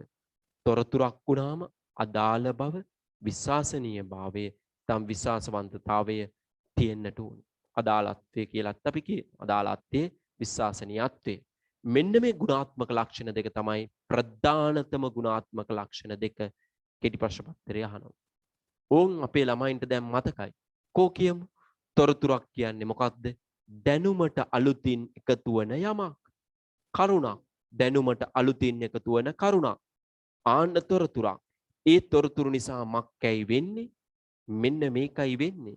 දැනුම වැඩි වෙනවා. දැනුම මොනවා වෙනවද? වැඩි වෙනවා. දැනුම වැඩි වුණාම මොන වෙයි වෙන්නේ? ඔහෙලාට මොනවා වෙනවද දැනුම වැඩි වුණා? ඔහෙලාගේ ඔළුව ඉදිමෙනවද? නෑ. මොකද්ද වෙන්නේ? නොදැනුවත් කමින් මිදෙනවා. මොනවා වෙනවද? නොදැනුවත් කමින් මිදෙනවා. නොදැනුවත් කමින් මිදුනහම සාර්ථක තීරණ ගන්නවා. එහෙනම් ව්‍යාපාර පිළිබඳ සාර්ථක තීරණ ගන්න මොනවා ඕනේද? තොරතුරු ඕනේ. කොයි තොරතුරුද? මූල්‍ය තොරතුරු ප්‍රයෝජනවත් වෙන්නට ඕනේ. ප්‍රයෝජනවත් වෙන්න ප්‍රධාන තව ලක්ෂණ තියෙනවා අනුගුණාත්මක ලක්ෂණ. ඒවා අපි ඉදිරියේදී සාකච්ඡා කරමු. මෙතනදී ඔළුවේ ගහලා මතක තියාගන්න ප්‍රධානතම ගුණාත්මක ලක්ෂණ දෙක අදාළත්වය සහ විශ්වාසනීයත්වය. අන්නේ ගුණාත්මක ලක්ෂණ දෙක තියෙන තොරතුරු ඉදිරිපත් කරන්නට ඕනේ. අන්නේවා sannivedanaya කරනවා. මොකද්ද sannivedanaya කියන්නේ? යහපත් කාර්යයක් සඳහා ලබා දෙනවා. ආන්න කාටද උනන්දුවක් දක්වන පාර්ශව? දැන් බලන්න ඔයා ගැන උනන්දුවක් දක්වන පාර්ශව ඉන්නවනේ. ගමේ සමහරක් අයියලා ඉන්නවා නංගිලා ගැන හරි උනන්දුවක් දක්වනවා. තේරුණානේ? නංගිගේ ඉස්සරහින් එහෙට යනවා බයිසිකලේ මෙහෙට යනවා මෙහෙට යන ගමන් වැටලා අඬ කඩා ගන්න උනන්දුව වැඩි කමට. තේරුණාද? අන්න ඒ වගේ අල්ලපු ගෙදර මිනිස්සු ආට උදව් මාර උනන්දුවක් තියෙන. දැන් O level ප්‍රතිඵල ආපුවම ඔයා ගැන කොච්චර මිනිස්සු උනන්දු වෙනවද? ඈ පුතා ප්‍රතිඵල කොහොමද? දුව ප්‍රතිඵල කොහොමද? පාස්. පාස් කිව්වේ? පාස් කිව්වේ පාස්. මොනවද? ඒ කීයක් තියෙනවද? නෑ මං ඒ තියෙන විෂයන් කළේ නෑ. එහෙනම් මං මෙන්න M වගේ S වගේ තියෙන වලින් පටන් ගන්න විෂයන් කළේ. එහෙමද? හරි. එහෙම කියලා යනවා. උනන්දුවක් දක්වන පාර්ශව බලාගෙන ඉන්නේ දැන් ඔයා ගැන උනන්දුවක් දක්වන. අන්න ඒ වගේ උනන්දුවක් දක්වන පාර්ශව ඉන්නවා පුතේ. දැන් මේ උනන්දුවක් දක්වන පාර්ශවයයෝ දෙන්නයි. එකක් තමයි අභ්‍යන්තර පාර්ශව. ඔයාට බොහොම සමීප අභ්‍යන්තර පාර්ශව. අනිත් අය තමයි බාහිර පාර්ශව. දැන් දෙමව්පියෝ රිසාර්ට් අහද්දී අභ්‍යන්තර පාර්ශවය. අම්මා රිසාර්ට් අහන එක බාහිර පාර්ශවයක්ද? නෑ. අල්ලපු ගෙදර ඇන්ටි අහන එක ඒක බාහිර පාර්ශවයක්. තේරුණානේ? අන්න උනන්දුවක් දක්වන පාර්ශව. කා ගැනද? ව්‍යාපාරයක් ගැන. ඒගොල්ලෝ ව්‍යාපාරය ගැන උනන්දුවක් දක්වන. මොකටද? තීරණ ගන්න. මොනවද ඒගොල්ලන්ට ඕනේ තීරණ ගන්න? මූල්‍ය තොරතුරු. අන්නේ ඒව හදලා දෙන පද්ධතියට අපි කියනවා මොකක් කියලාද පුතේ? ගිනුම් කරණය. තොරතුරු හදලා දෙන පද්ධතියට මේ වැඩ ටික කරන්න මේක හදලා දෙන පද්ධතියකට අපි කියනවා මොකක්ද? ගිනුම් කරණය. පැහැදිලිද? පුතේ එහෙනම් ගිනුම් කරණය මගින් තොරතුරු sannivedanaya කරනවා. sannivedanaya කරන්න නම් මොනවද තියෙන්න ඕනද? භාෂාවක්. භාෂාවක් තියෙන්න ඕන. මේ අපි කතා කරන්නේ භාෂාවක්. අන්න එහෙම භාෂණයක් තියෙන්න ඕන. ඒ නිසා ගිනුම්කරණය භාෂණයක්. ගිනුම්කරණය භාෂණයක් කියනවා. ඒ කියන්නේ භාෂාවක් කියලා කියනවායි. sannivedanaya කරන නිසා. තොරතුරු මොනා කරන නිසාද? sannivedanaya කරන නිසා ගිනුම්කරණය භාෂණයක් නැත්නම් භාෂාවක් කියලා අපි කියන්න පුරුදු වෙලා ඉන්නවා. තේරුණාද පුතේ? එහෙනම් දැන් ඔබට තේරුණාද ගිනුම්කරණය කියන විෂය තුල මොනවද කරන්න හදන්නේ? මොනවටද ගිනුම්කරණය කියන විෂය? මෙන්න මේ තොරතුරු නිෂ්පාදනය කරන්න. සූර්යයා ගැන ඔබ දන්නවා. සූර්යයා කිව්වේ උදේට පායන එක්කිනා, හවසට බැහැලා යන එක්කිනා. එයා මොනවද නිෂ්පාදනය කරන්නේ? ආලෝකය. ආලෝකය. ආලෝකය නිෂ්පාදනය කරද්දී ආලෝකෙත් එක්ක තව එකක් එනවා. රස්නේ. රස්නේ එනවා. සීතල එන්නේ නැහැ නේ ආලෝකෙත් එක්ක ඔයාට. රස්නේ එනවා. එහෙනම් ළමයි අන්නේ වගේ තොරතුරු නිෂ්පාදකයෙක් තමා ගිනුම් කරන්නේ. අපි කියනවා සූර්යාට ආලෝක ප්‍රභවයක්. මොකක් කිව්වා? ආලෝක ප්‍රභවයක්. ගිනුම් කරන්නටත් එහෙනම් කියනවා මොකද්ද? ප්‍රභවයක්. ආලෝක නෙමෙයි. මොනවද? තොරතුරු. අනිත් අයට තේරෙන්නේ නැති වෙන්න කියමු බලන්න එහෙමනම්. විඤ්ඤාපන ප්‍රභවයක්. මොකද කියන්නේ? විඤ්ඤාපන ප්‍රභවයක්. ඒ කියන්නේ තොරතුරු ප්‍රභවයක් කිව්ව එකම තමයි. එහෙනම් ඉර වගේ මෙයා කවුරු වගේද? ඉර වගේ. හැබැයි මෙයා ඉර වගේ ආලෝකය දෙන්නේ නැහැ. මොනවද දෙන්නේ? විවිධ තොරතුරු දෙනවා. ආන්ගේ තොරතුරු පාවිච්චි කරලා අපි තීරණ ගන්නවා. ඒ හින්දා මෙයා කවුද? තොරතුරු ප්‍රභවයක්. නැත්තම් විඤ්ඤාපන ප්‍රභවයක්. තොරතුරු නිෂ්පාදනය කරලා දෙනවා සූර්යා ආලෝක ප්‍රභවයක්. ගිනුම්කරණය මොන ප්‍රභවයක්ද? විඤ්ඤාපන ප්‍රභවයක් නැත්තම් තොරතුරු ප්‍රභවයක්. අන්නේ ප්‍රභවය කොයි තොරතුරු ධාරයට දෙන්නේ? sannivedanaya කරන්නේ මූල්‍ය තොරතුරු. මොනවටද? ප්‍රයෝජන ගන්න. එන ගුණාත්මක ලක්ෂණ මූලික වශයෙන් දෙකක් අපි කතා කරා. අදාළත්වය, විශ්වාසත්වය. අදාළත්වයයි විශ්වාසවන්ත භාවයයි කියන කාරණා දෙක ඇතුළේ තොරතුරු දෙනවා. කාටද? උනන්දුවක් දක්වන පාර්ශවයේ. කා ගැනද? ව්‍යාපාර ගැන. මොකටද? තීරණ ගන්න. මොනවා ගැනද? මූල්‍ය තොරතුරු ගැන. තේරුණා නේද පුතේ? අන්න බලන්න මොකක්ද වෙන්නේ? මෙන්න මේ කරන්න, මෙන්න මේ ටික කරන්න ක්‍රියාව ඕනේ. මොනවා ඕනේද? ක්‍රියා. මේ ටික කරන්න ක්‍රියාකාරකම් කරන්න එපා. ක්‍රියා නිකන් කළා හරියනවද? නෑ. වලියක් විදිහට කරන්න ඕනේ. ක්‍රියා වලියක්. ඒ කියන්නේ රවුමක් විදිහට. වලියක් කියන්නේ මොකද්ද? රවුමක්. ආරම්භයක් නෑ, අවසානයක් නෑ. දිගට වෙනවා. දිගට වෙනවා. දිගට වෙනවා. ආන්න වලියක්. ක්‍රියා නොනවති වෙනවා නම් වලියක්. එහෙනම් මේ තොරතුරු දෙන්න ක්‍රියාවලියක් කරනවා නම් එහෙනම් ගුටි දිගට ගහ ගන්නවා නම් ගුටි වලියක්. තේරුණානේ? දිගට දිගට බැන ගන්නවා නම් බැනවලියක්. තේරුණාද? ක්‍රියා දිගට දිගට කරනවා නම් ක්‍රියාවලියක්. තේරුණානේ? තේරුණාද? මොකක් හරි දිගට කරනවා නම් ඒක වලියක්. ඇයි රවුමක්නේ. අගක් මුලක් නැහැ. එහෙනම් ක්‍රියාවලියක් ගිණුම්කරණය තුල තියෙනවා. මොනවා කරන්නද? මේ අපි කතා කරපු දේවල් කරන්නට. එහෙනම් පුතේ ඔන්න ගිණුම්කරණය. කවුරු හරි හැව්වොත් ගිණුම්කරණය කියන්නේ මොකක්ද? හරි ලේසි මේ තොරතුරු හදලා sannivedanaya කරන එකක්. ඒ වගේ භාෂාවක්. උච්චරක් කිව්වම ඇති. ලොකුට දඟලන්න එපා ක්‍රියාවලිය ගැන කියන්න. ඒවා කියන්න ඕනේ නැහැ. තොරතුරු නිෂ්පාදනය කරලා sannivedanaya කරනවා. එයා අහනවා කාටද? උනන්දුවක් දක්වන පාර්ශවයන්ට. අන්න එහෙම ඒවට උත්තර සපයන්නට පුළුවන්. පැහැදිලිද මගේ පුතේ? එහෙනම් ගිණුම්කරණය කියන්නේ මොකක්ද කියන එක අපි ඔයාගේ ගෲප් එකේ දාලා තිබ්බ නිබන්ධන පිටුවේ තියෙනවා. හැමෝම බලන්න පුතේ. මොකක්ද ගිණුම්කරණය කියන්නේ? හැමෝම බලා ගන්න. ගිණුම්කරණය කියන්නේ මොකක්ද කියලා. ඔයාට අපි ඔයාගේ අදාළ සටහන් ඔයාට එවලා තියෙනවා. අපි හිතනවා ඔබ ඒවා මොනවා කරනවා ඇති කියලාද? පරිශීලනය කරනවා ඇති කියලා.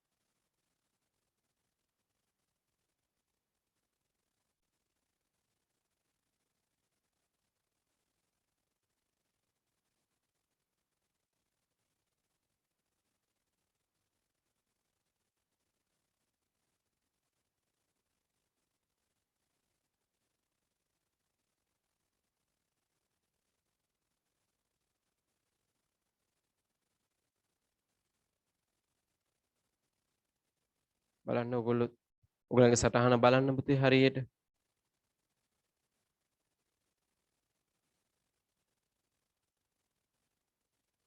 මම ඔබට සටහන දාලා ඇති.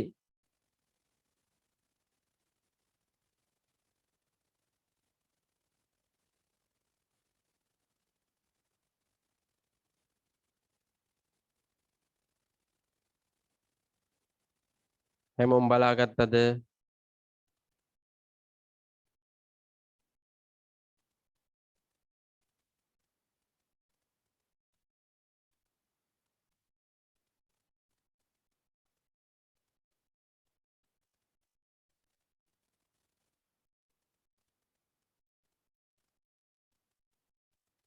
ඔයාගේ ස්ක්‍රීන් එකෙත් පේනවා.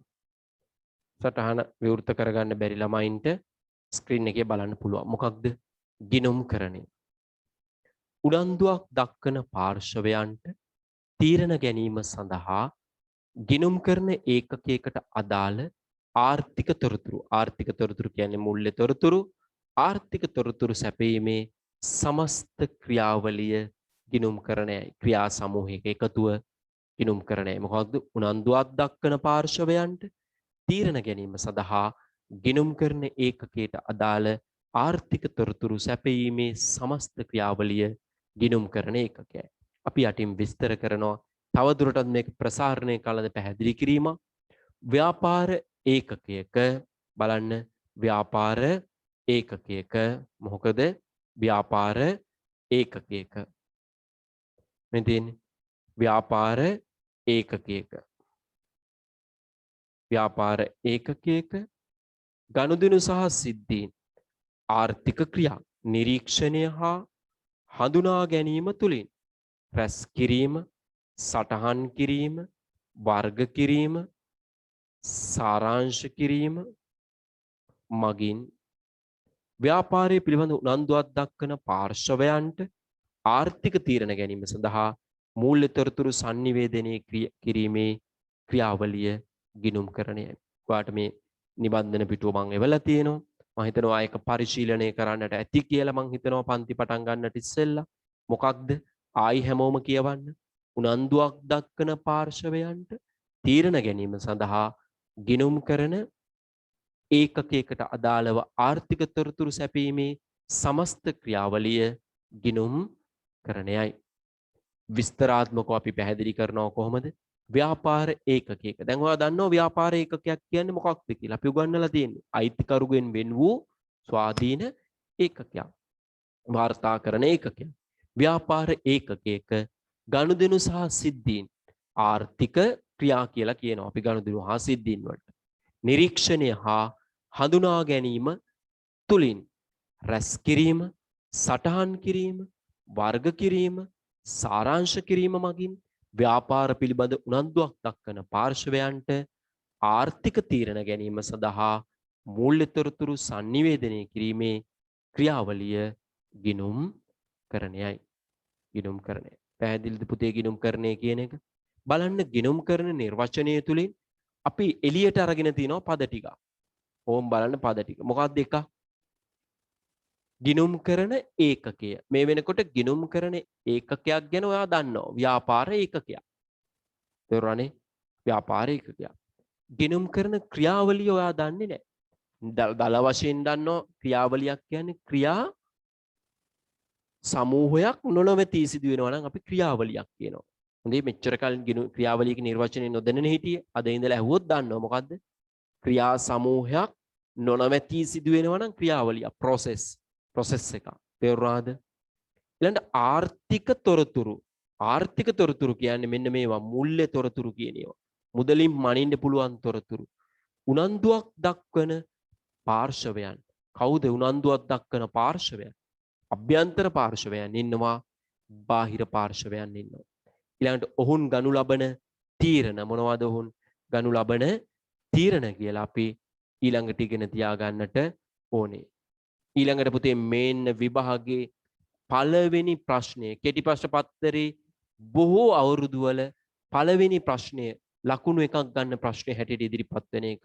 ලස්සනට ආයිසරයක් ඕනනම් මේක දිහා බලන්න පොතේ ලියා ගන්න මේක පුතේ.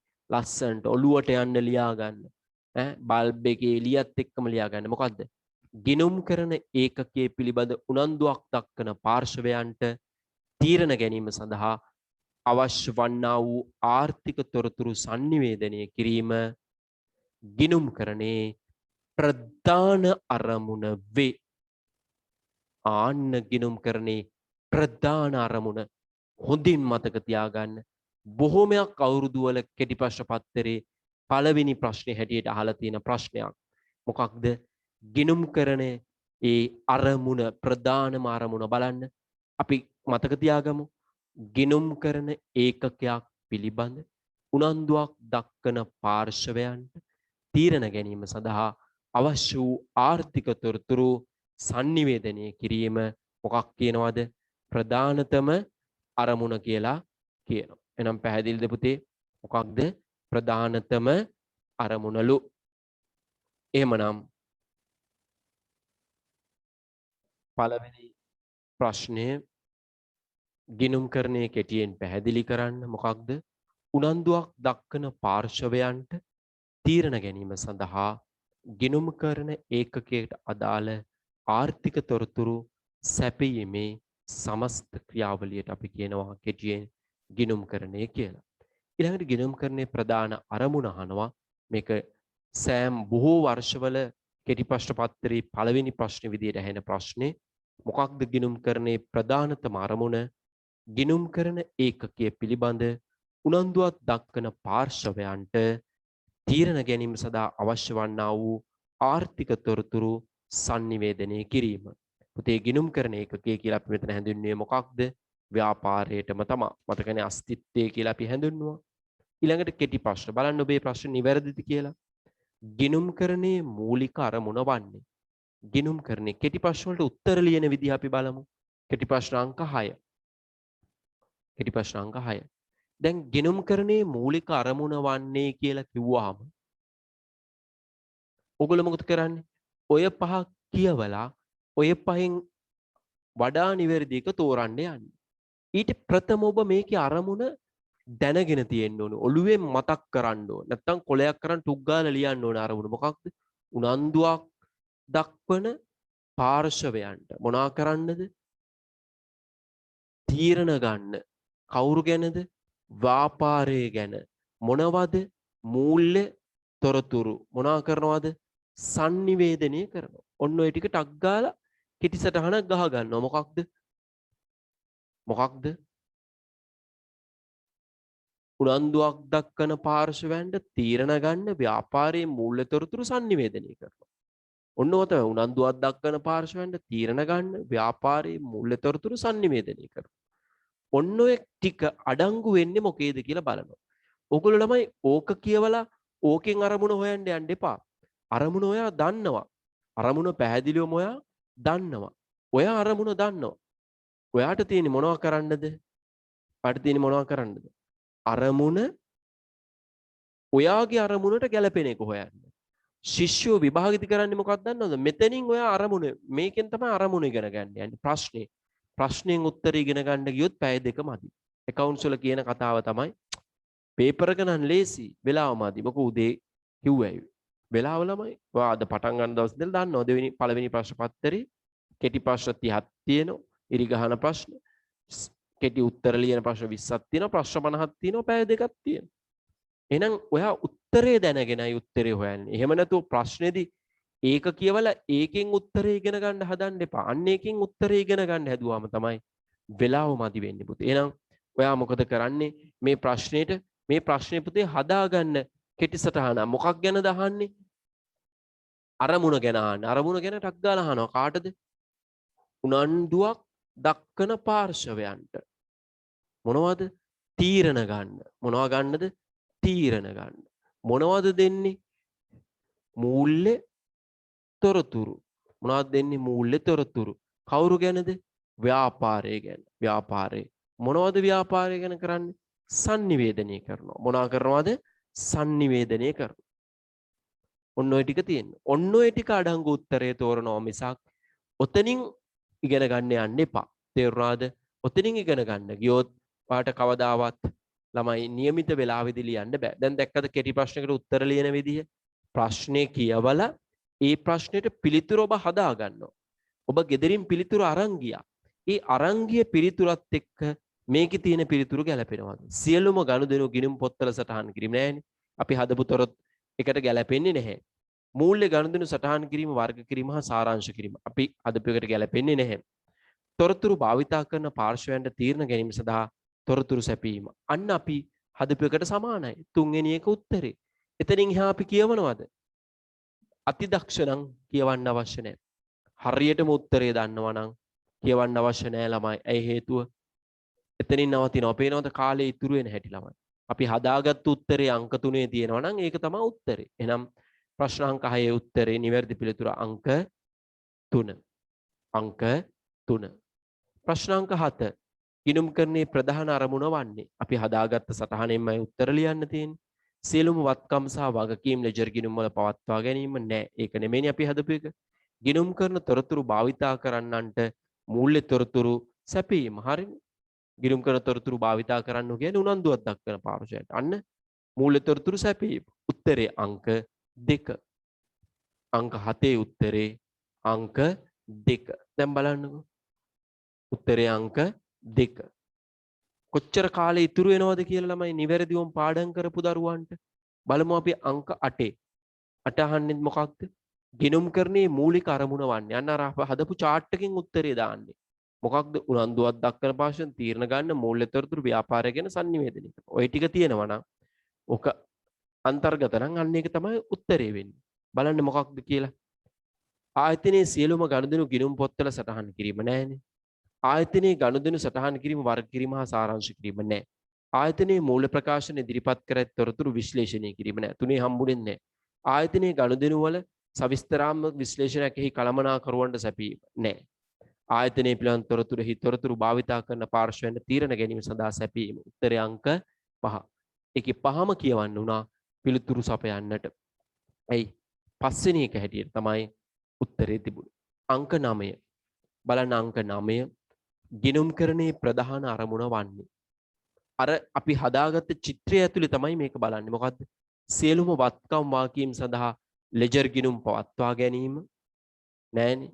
ගිණුම් කරන තොරතුරු භාවිතා කරන්නන්ට මූල්‍ය තොරතුරු සැපීම. අන්න නිවැරදි පිළිතුර අංක 2. අංක 2. එකම ප්‍රශ්නේ තියෙනවා තමයි තේරුණාද? එකම ප්‍රශ්නේ තියෙනවා. සමහරව එකම ප්‍රශ්නෙට වැරදි උත්තර දෙකක් ගහනවා. එකම ප්‍රශ්නේ දීලා තිබ්බේ ඇයි මේ ඔයාට ළමයි නිවැරදි උත්තර. ඒ කියන්නේ ඒකාකාරී ප්‍රශ්නයක් තමයි පළවෙනි ප්‍රශ්නේ හැටියට ඇහෙන්නේ. එහෙනම් දැන් ඔයා බලන්න ඔයාගේ හතරෙන් කීයක් නිවැරදි? හතරෙන් හතරම නිවැරදි නම් ඔයා කල්පනා කරන්න තව මොනවද අපි කරන්න ඕනේ? අපි දැන් ඉගෙනගත්ත පාඩමයි අපි ඔය පරීක්ෂා කරලා බැලුවේ අපිට පුළුවන්ද කියලා. එන්න අපේ ඊළඟ මාතෘකාවට. අපි ඊළඟ මාතෘකාව හැටියට ළමයි ඔයගලන්ට ඉදිරිපත් කරලා තියෙන්නේ මොකක්ද? බලන්න ඔයාට නිබන්ධනේ වල තියෙනවා. බලන්න මොකක්ද ඊළඟ මාතෘකාව හැටියට ඔබට තියෙන්නේ කියලාම.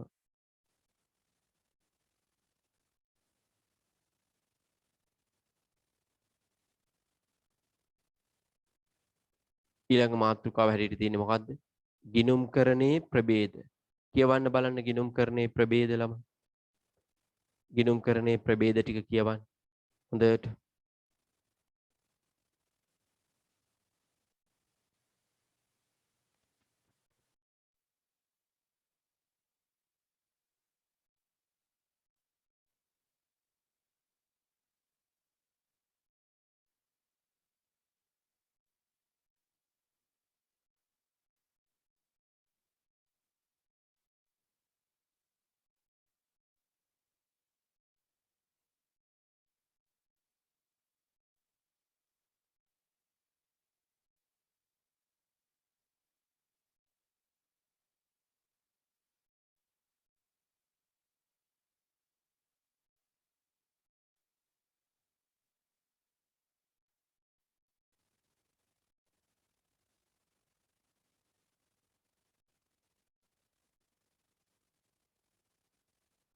හොඳින් කියවුවද ළමයි ප්‍රභේද දෙක? ගිණුම් කරන තොරතුරු ප්‍රයෝජනයට ගන්නා පාර්ශව අණුව ගිණුම්කරණයේ ප්‍රධාන කොටස් දෙකකි. හොඳට ඔලුවට ගන්න. ගිණුම් කරන තොරතුරු ප්‍රයෝජනයට ගන්නා පාර්ශව අණුව ප්‍රධාන කොටස් දෙකකි. මොනවද තොරතුරු? එහෙමනම් මොකක්ද ගිණුම්කරණය දෙකකට බෙදන්න තියෙන නිර්ණායකය? ගිණුම් කරන විෂය දෙකකට බෙදලා ඉදිරිපත් කරන්න. එහෙනම් ගිණුම් කරන කියන විෂය නෙමෙයි බෙදන්නේ. මොකක්ද? තොරතුරු ලබා දෙන ආකාර දෙකයි. තොරතුරු ලබා දෙන ආකාර දෙකයි. එකක් තමයි යෝකේ ලියලා තියෙනවා මම මොකද්ද? මුල්‍ය ගිණුම් කරණය. අනිත් එක තමයි කලමනා කරන ගිණුම් කරණය. එනම් තොරතුරු මොනවද පුතේ? තොරතුරු තොරතුරු තොරතුරු මෙන්න මේ තොරතුරු තමයි මොනා කරන්නේද? වාට ඉදිරිපත් කරලා තියෙන්නේ. මේ තොරතුරු අනුව කොටස් දෙකයි. බලන්න හොඳින් කියවන්න. මූල්‍ය ගිණුම් කරණය. ගිණුම් කරන ඒකකයක අතීත ගනුදෙනු හා සිද්ධීන් වලට අදාළ තොරතුරු ආර්ථිකමය තීරණ ගැනීමට සුදුසු වන ආකාරයට සකස් කර බාහිර පාර්ශවයන් වෙත ඉදිරිපත් කිරීම මූල්‍ය ගිණුම් කරණය. මෙතනදී පුතේ මූල්‍ය ගිණුම් කරණය කියන එක එතෙන්ට ගැලපෙන්නයි විස්තර කරලා තියෙන්නේ. ඇයි?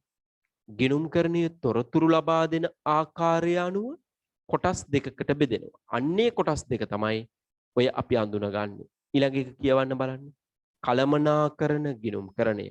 ආයතනයක සියලුම කලමනාකරන මට්ටම් වලට අවශ්‍ය වන පරිදි සැලසුම් කිරීම, පාලනය කිරීම, තීරණ ගැනීම, වගකීම් ඉටු කිරීම හැකිවනසේ මූල්‍ය හා මූල්‍ය නොවන තොරතුරු සැපීම කලමනාකරන ගිණුම්කරණයයි. කලමනාකරන ගිණුම්කරණයයි. දැන් ඔන්න අපි ඇඟට ඔළුවට ඔක්කොටම ගත්තා. මොකක්ද? ගිණුම් කරන විෂය නෙමේ කොටස් දෙකකට බෙදෙන්නේ. ගිනුම් කරන විෂයනේ මේ කොටස් දෙකකට බෙදෙන්නේ. ගිනුම්කරණයේ ලබා දෙන තොරතුරු. මොන තොරතුරුද? ගිනුම්කරණයේ ලබා දෙන තොරතුරු මූල්‍ය ගිනුම්කරණයේ හැටියට ශාඛාවක් බිහි වෙනවා. කළමනාකරන ගිනුම්කරණයේ හැටියට ශාඛාවක් බිහි වෙනවා. මේ බලන්න. අපි මේ විෂයන් දෙක අඳුනගමු ලස්සනට. එන ලස්සන විෂයන් දෙකක් ඈ. වුවමනාවෙන් හඳුනගන්න මේ ශාඛා දෙක. ගිනුම්කරණයේ ශාඛා දෙක නැත්නම් ප්‍රභේද දෙක. දර පුතේ අද දවසේ මේකත් දෙකෙන් තම අලුත් ආ විෂය කරුණක් එකතු වෙනවනේ ඔයාගේ මනසට. දර ඔයාගේ ওই චූටි මනස තාම පටන් ගත්ත විතරයි නේ ලෙවල්. හොඳේ පටන් ගත්ත විතරයි. ලොකු ගොඩක් එකතු කරගන්න එපා. අද එක ලකුණක් එකතු කරගත්ත කෙටි ප්‍රශ්න පත්තරේ. දැන් ඊළඟට තව ලකුණක් එකතු කරගන්න යන්නේ. ලකුණු දෙකක්. ඉතින් බලන්නකෝ. උසස් පෙළ ගිණුම් කරන විභාගයේ පාස් වෙන්න 35යි ගන්න ඕනේ මුළු ලකුණු. ඒකෙන් දෙකක්ම ඉවරයි දෙවෙනි පන්තිය දෙවෙනි දවසේම. එතකොට දවස් 20ක් කරපුවම 40ක් විතර ඉවර වෙනවා. එතකොට ළමයි බලන්න ඔයා මාස 6ක් විතර යද්දි කවුන්ට්ස් පේපර් එක පාස්. ඊට පස්සේ ලකුණු පිරුණු එකකට ඊට පස්සේ වැඩ කරන්න ඕනේ. තේරුණාද මගේ පුතේ? එහෙනම් මේ බලන්න. හොඳට බලන්න. ගිණුම්කරණය කිව්වේ මොකද්ද? තොරතුරු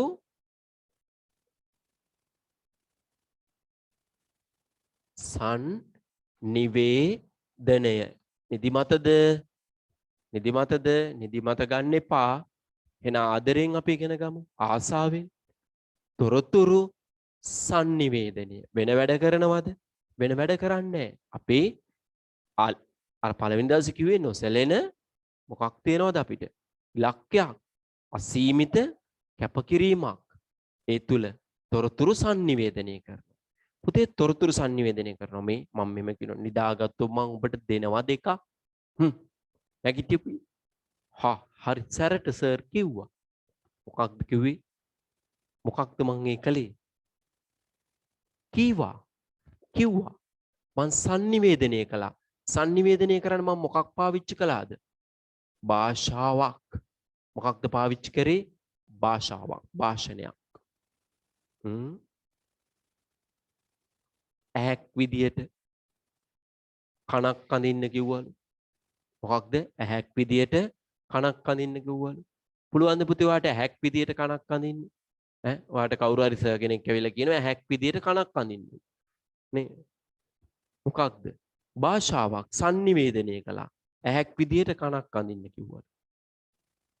ඒ කියන්නේ පුළුවන් විදියට කනක් අඳින්න කියලා තියෙන්නේ පුතේ. දැන් ඔයා කල්පනා කරනවා ඇහැක් වගේ කන් කොහෙද තියෙන්නේ? ඒ වගේ තමයි. භාෂාවක්. තොරතුරු සංනිවේදනය කරා භාෂාවක්. මේ අපි පාරේ යද්දි මේ හොඳට අහගන්න මේ නියම කෑල්ලක් හොඳට අහගන්න. පාරේ යද්දි මොකක් හරි එකක් දකින්න. අපි ගමුකෝ දකින්න එක අඳින්නද මං? වස්තුවක්. මොකක් හරි වස්තුවක් දකින්නවා කියලා හිතමුකෝ. වස්තුවක් දැක්කහම අපි වස්තුවක් දැකලා වස්තුව දිහා බලන් ඉන්නවා. දැන් මොකක් දිහා බලන් ඉන්නවද? වස්තුව දිහා. මේ බලන්න. මොකක් දිහාද බලන්නේ? වස්තුව දිහා බලාන් ඉන්නවා. ඇස් පිය නොහෙලා බලා ඉන්නවා වස්තුව දිහා. වස්තුව දිහා බලනවා. මොකක් දිහාද බලන්නේ? වස්තුව දිහා බලනවා. වස්තුව දිහා බලලා එහෙම බලලා දැන් ඉතින් ඇස් පිය නොහෙලා බලනවා.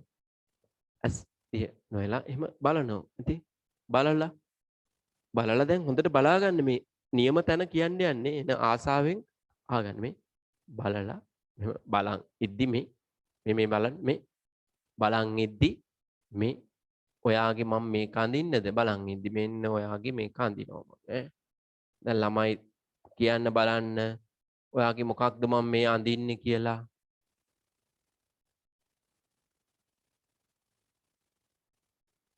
කවුරු හරි කියන්න බලන්න ඔයාගේ මොකක්ද මම මේ ඇන්දේ මොකක්ද මම ඔයාගේ ඇන්දේ මේ බලන් ඉද්දි ඔයාගේ මේක මට පේන්න පටන් ගන්නවා ඔයා මෙහෙම බලන් ඉන්නවා බලන් ඉද්දි මෙන්න මේකට යනවා මේකෙන් පණිවිඩ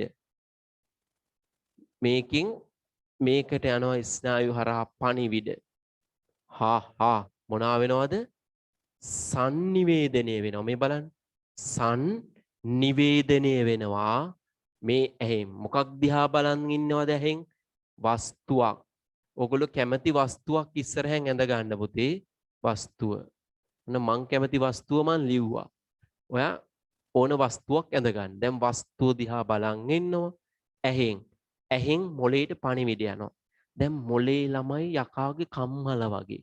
මොළේ ඇති වෙනවා මොනවද? ඈ වස්තුව දිහා බලන් ඉද්දි මොළේ මොනවද ඇති වෙන්නේ? තරංග ඇති වෙනවද? ඈ මොනවද මොළේ ඇති වෙන්නේ? කියනු බලනු මොනවද මොළේ ඇති වෙන්නේ කියලා. මෙන්න මේව ඇති වෙනවා. සිතුවිලි. මොනවද ඇති වෙන්නේ? සිතුවිලි. සිතුවිලි ඇති වෙනවා. මොනවද ඇති වෙන්නේ? කොමගේ පුතාලා මොකද ඇහෙන් වස්තුව දිහා බලන් ඉන්නවා. වස්තුවේ ගැන පණිවිඩ යනවා මොළේට. මොළේට පණිවිඩ ගියාම මොළේ සිතුවිලි ඇති වෙනවා. මේ සිතුවිලි ඇති වෙලා දහසක් සිතුවිලි ඇති වෙනවා. දසදහසක් සිතුවිලි ඇති වෙනවා. ඉවසන් ඉන්නම බෑ. ඉවසන් ඉන්නම බෑ. ඒ හින්දා මොකද වෙන්නේ? ඇරෙනවා කට. ඇරෙනවා මොකද්ද? කට. කට ඇරලා ඕන් ප්‍රකාශ කරනවා. මොනවා කරනවද? ප්‍රකාශ කරනවා. මාරයිනේ මාරයිනේ හරි ලස්සනයි.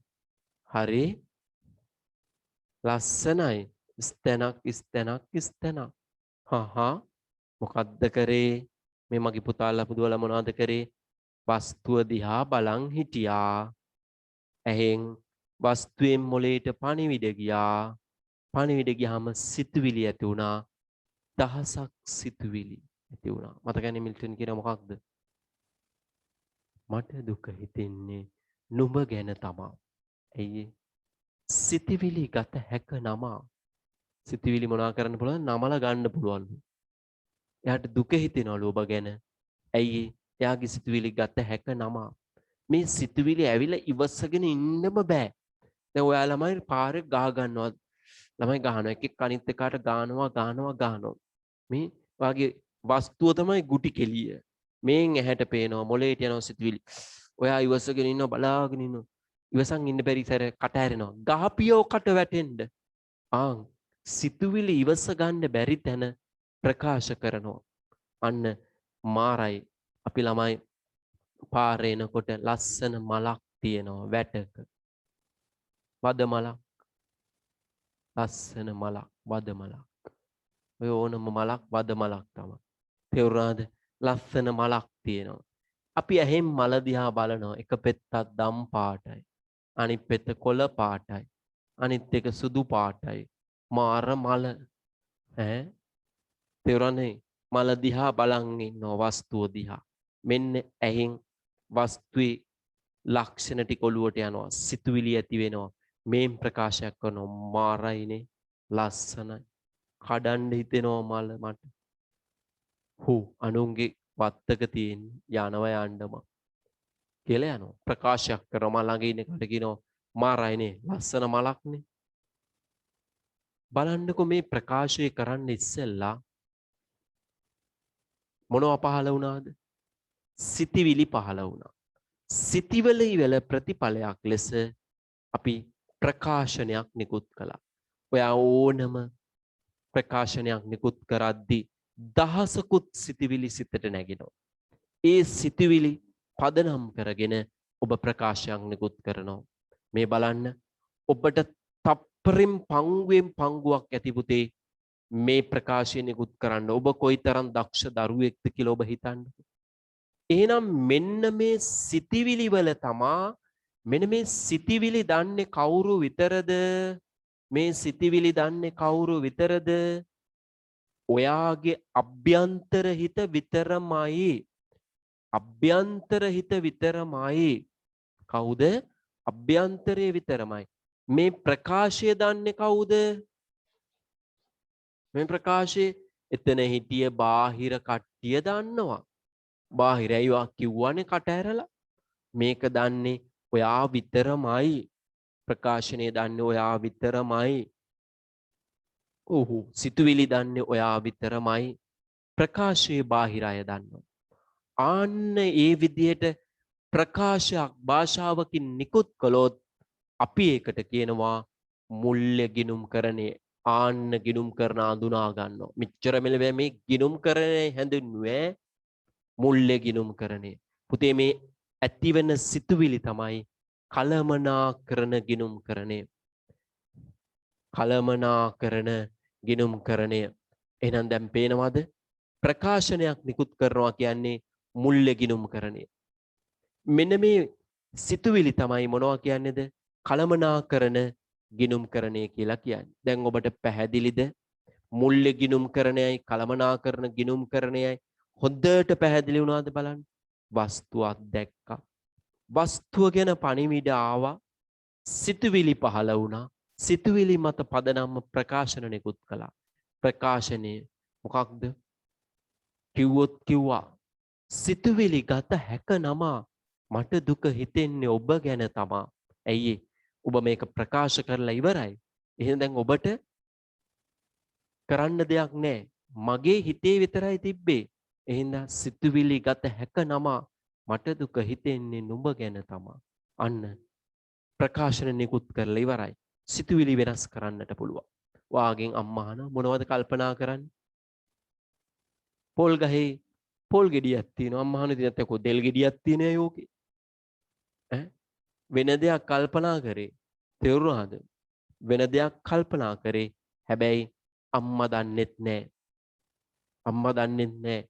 කවුරු විතරමද දන්නේ? ඔබ විතරමයි. ආන්න ඒක වගේ තමයි කලමනාකරන ගිනුම් කරණය. මුල්‍ය ගිනුම් කරණේ මුළු ලෝකෙම දන්නවා. චාටර් වෙලා තියෙන්නේ. ප්‍රකාශනය කරලා තියෙන්නේ. ප්‍රකාශනය කළා තියෙන්නේ. ප්‍රකාශයක් කළා තියෙන්නේ. ඒඳ හැමෝම දන්නවා. තේරුණාද? සිතුවිලි. එනම් කලමනාකරන ගිනුම් කරණේ කියන්නේ මෙන්න මෙහෙමයි. හොඳට අහගන්න. මුල්‍ය ගිනුම් කරණේ ව්‍යාපාරික භාෂාව නම් මොකද්ද පුතේ? මුල්‍ය ගිනුම් කරණේ ව්‍යාපාරික භාෂාවක් නම් එහි සිතුවිලි තමයි කලමනාකරන ගිනුම් කරණය කියන්නේ. එහි සිතුවිලි. හොඳට තේරුම් යන්නට ඇතයි කියලා මම හිතනවා. ඔබට මේ විෂය දෙකේ තියෙන පරතරය. එහෙනම් පුතේ මෙන්න මේ තොරතුරු එළියට sannivedanaya කරන්න ඉස්සෙල්ලා අභ්‍යන්තරයේ ඇතිවෙන සිතුවිලි තමයි මොනවා කියන්නේද අපි ව්‍යවහාරයේ ඔතන හඳුන්වලා තියෙන කලමනාකරන ගිනුම් කරන. එහෙනම් පුතේ කලමනාකරන තොරතුරු දන්නේ කවුරු විතරද? අභ්‍යන්තර පාර්ශවවලත් අම්මවත් දන්නවද ඔයාගේ හිතේ ඇති වෙන ඒවා? නෑ. අම්මට පරචිත්ත විඥානේ නෑ. එහෙම එකක් තිබ්බනම් දැනගන්න පුළුවන්. තේරුණාද? එහෙම එකක් නෑ. ඒ හින්දා මොකක්ද? ඔයා විතරමයි දන්නේ. එහෙනම් අභ්‍යන්තර කලමනාකරුවෝට මේ තොරතුරු ලබා දෙන්නේ කවුද? කලමනාකරන ගිනුම් කරණය. කවුද ලබා දෙන්නේ? කලමනාකරන ගිනුම් කරණය. එහෙනම් පුතේ කලමනාකරන ගිනුම් කරණයෙන් කලමනාකරන ගිනුම් කරණය කියන්නේ මොකක්ද? අභ්‍යන්තර කලමනාකරුවන්ට තොරතුරු ලබා දෙන එක. මොකක්ද මුල්‍ය ගිනුම් කරණය කියන්නේ? එයා බාහිර පාර්ශව බාහිර වෙද්දි නිකම්ම අභ්‍යන්තර අයිති වෙනවා. හොඳේ බාහිරට කියද්දි අභ්‍යන්තරයේ අන්තර්ගතයි. එහෙනම් කලමනාකරන ගිනුම් කරණය අපි කියනවා මොකක්ද?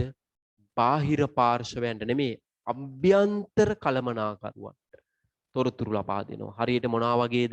සිතුවිලි වගේ. භාෂාවක මොනවා වගේද පුතේ? සිතුවිලි වගේ. පැහැදිලිද?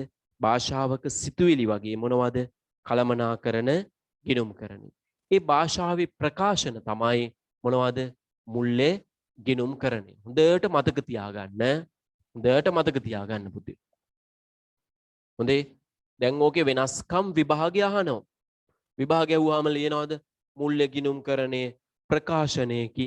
කලමනාකරන ගිනුම් කරණයේ සිතුවිල්ලකි. මම මලක් දැක්කෙමි. මට සිතුවිලි පහළ වුණි. ඒ කලමනාකරන ගිනුම් කරණයයි.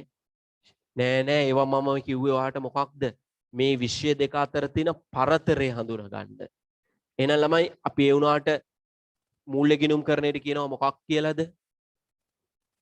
ව්‍යාපාරික භාෂාව. එහෙනම් මූල්‍ය ගිණුම් කරණේ ව්‍යාපාරික භාෂාවක් නම් එහි සිතුවිලි සිතුම් පැතුම් මොකක්ද? කළමනාකරන ගිණුම් කරණයයි. පැහැදිලිද පුතේ? එහෙනම් මේක යට දීලා තියෙනවා මේකේ තියෙන වෙනස්කම්. මොකක්ද?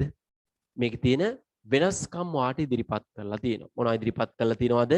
වෙනස්කම්. බලන්න වෙනස්කම් එක කියවන්න බලන්න හිමීට වෙනස්කම් පුතේ. වෙනස්කම් කියවන්න.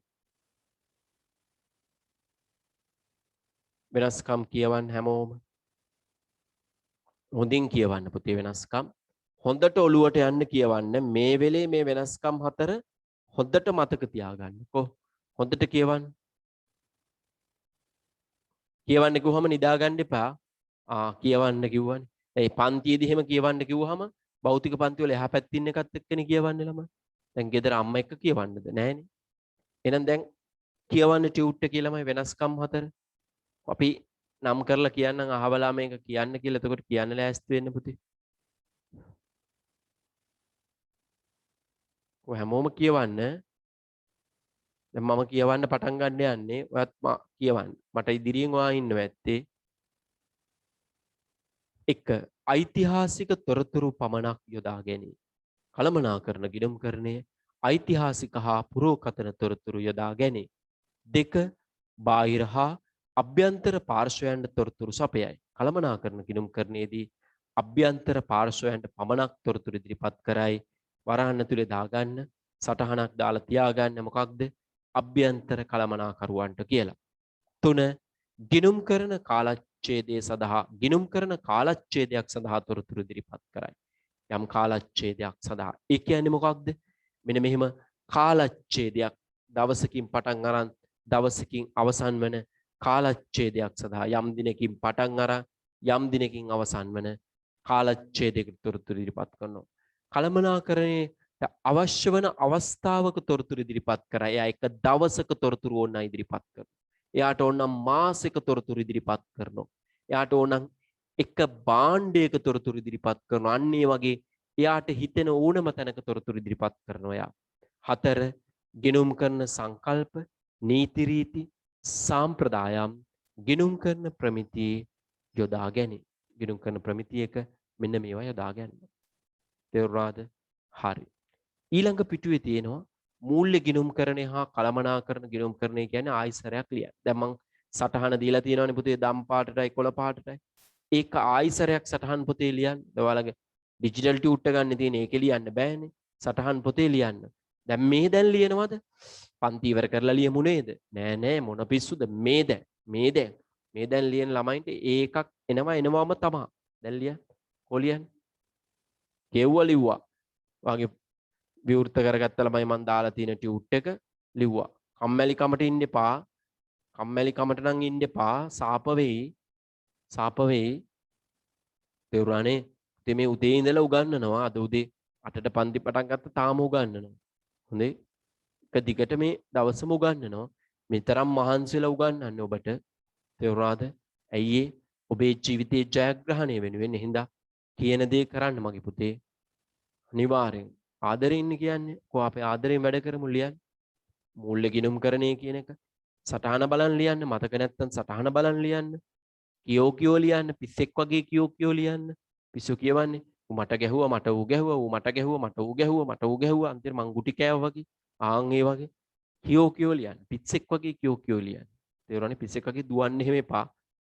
හොඳේ ලියන්න කියෝ. හොඳට මහන්සි කරලා ලියන්න. හොඳට මහන්සි.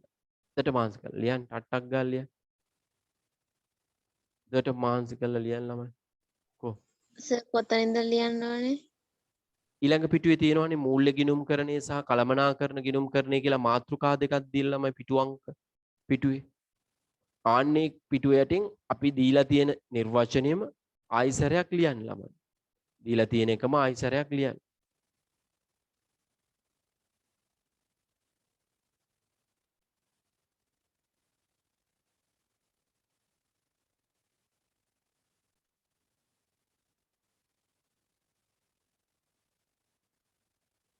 මේ ආකාරයට අපි දීලා තියෙනවා පුතේ.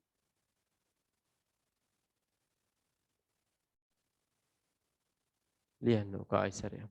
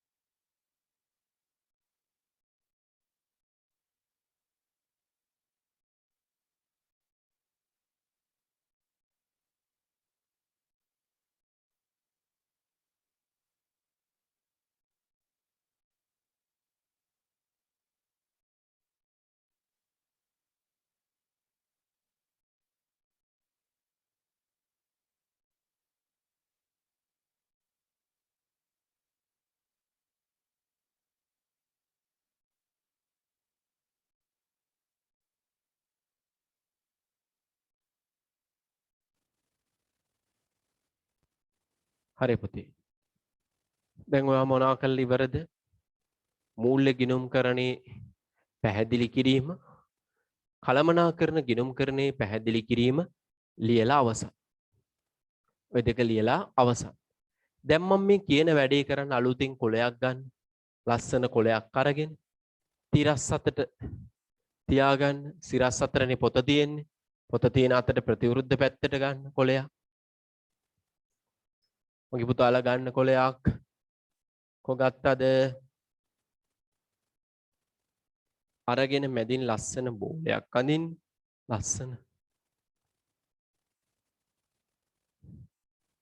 ලස්සනට අඳින්න. කො හැමෝම මාත් එක්ක වැඩ කරන්න ගත්තද කොලයක්? ඔව් ගත්තා. එහෙනම් වැඩ කරමු.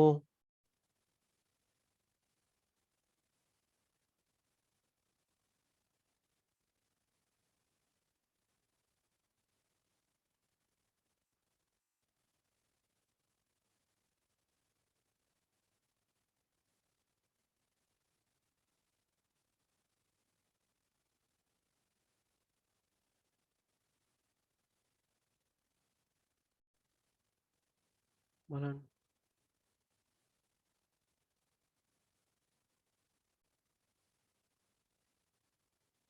අඬු කීයක් තියෙනවද පුතේ මෙයාගේ?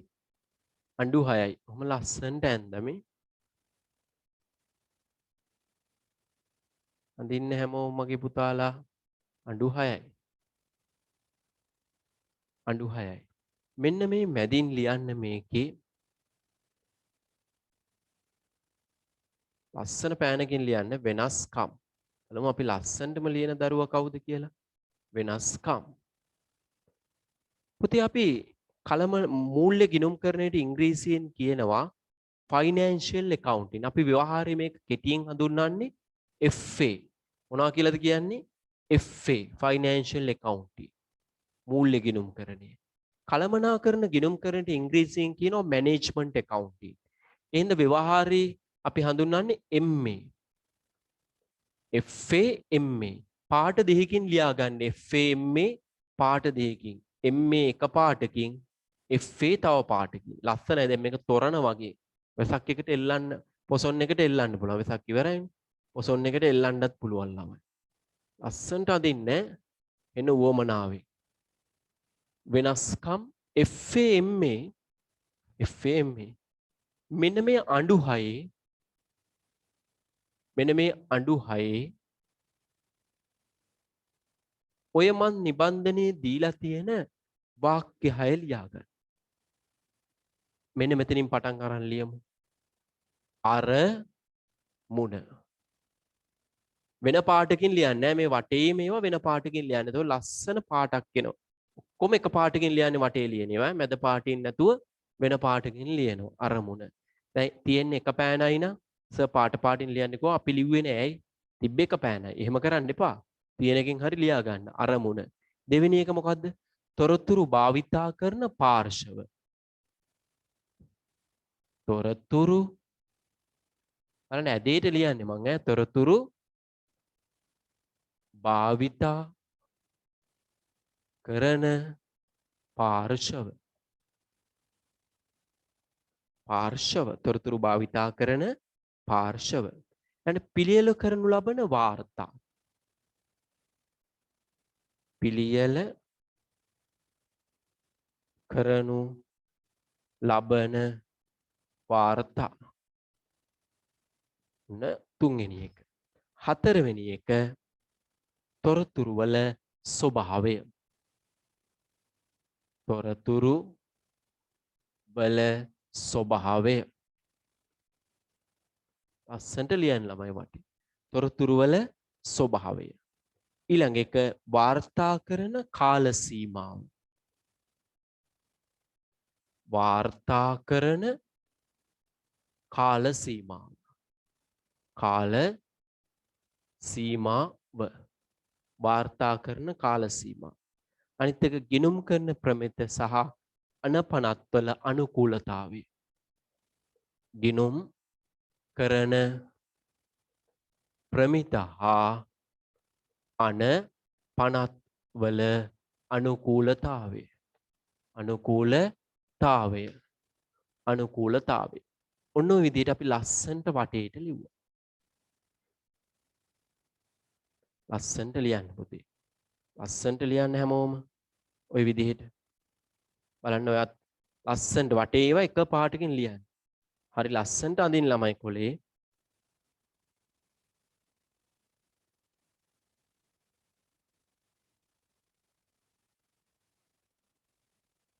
සර් තුන්වෙනි එක මොකක්ද?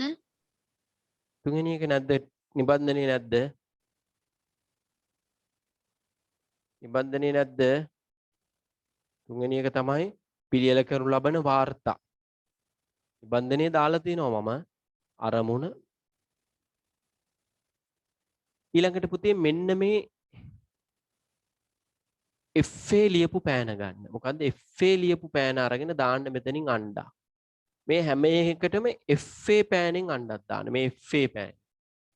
FA පෑනෙන් අණ්ඩා දාන්න. FA පෑන පාටින් අණ්ඩ දාන්න හැම එකටම. ඊළඟට ගන්න මොකක්ද? MA එක ලියු. අනිත් අණ්ඩ MA පාටින්.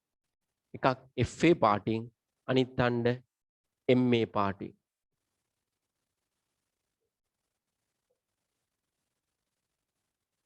උඩේ කී තියෙනවද අඬු? ඔව් උඩේකටත් තියෙනවා ඈ. නැත්නම් ඒක දාන්න නැති කෙනෙක්.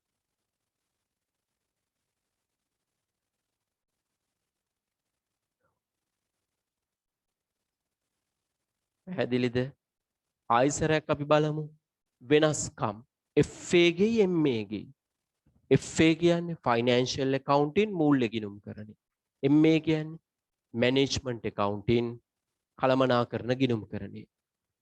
FA ගේ අරමුණයි MA ගේ අරමුණයි තියෙන වෙනසයි ලියන්න යන්නේ.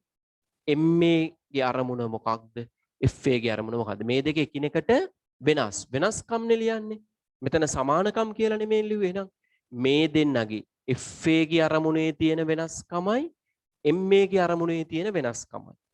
මේ දෙන්නගේ අසමානතාවය ලියන්නේ. එහෙනම් තොරතුරු භාවිතා කරන පාර්ශවයන්ගේ අසමානතාවය ලියන්නේ මෙතන අපි ළමයි. FA ගේ MA ගේ.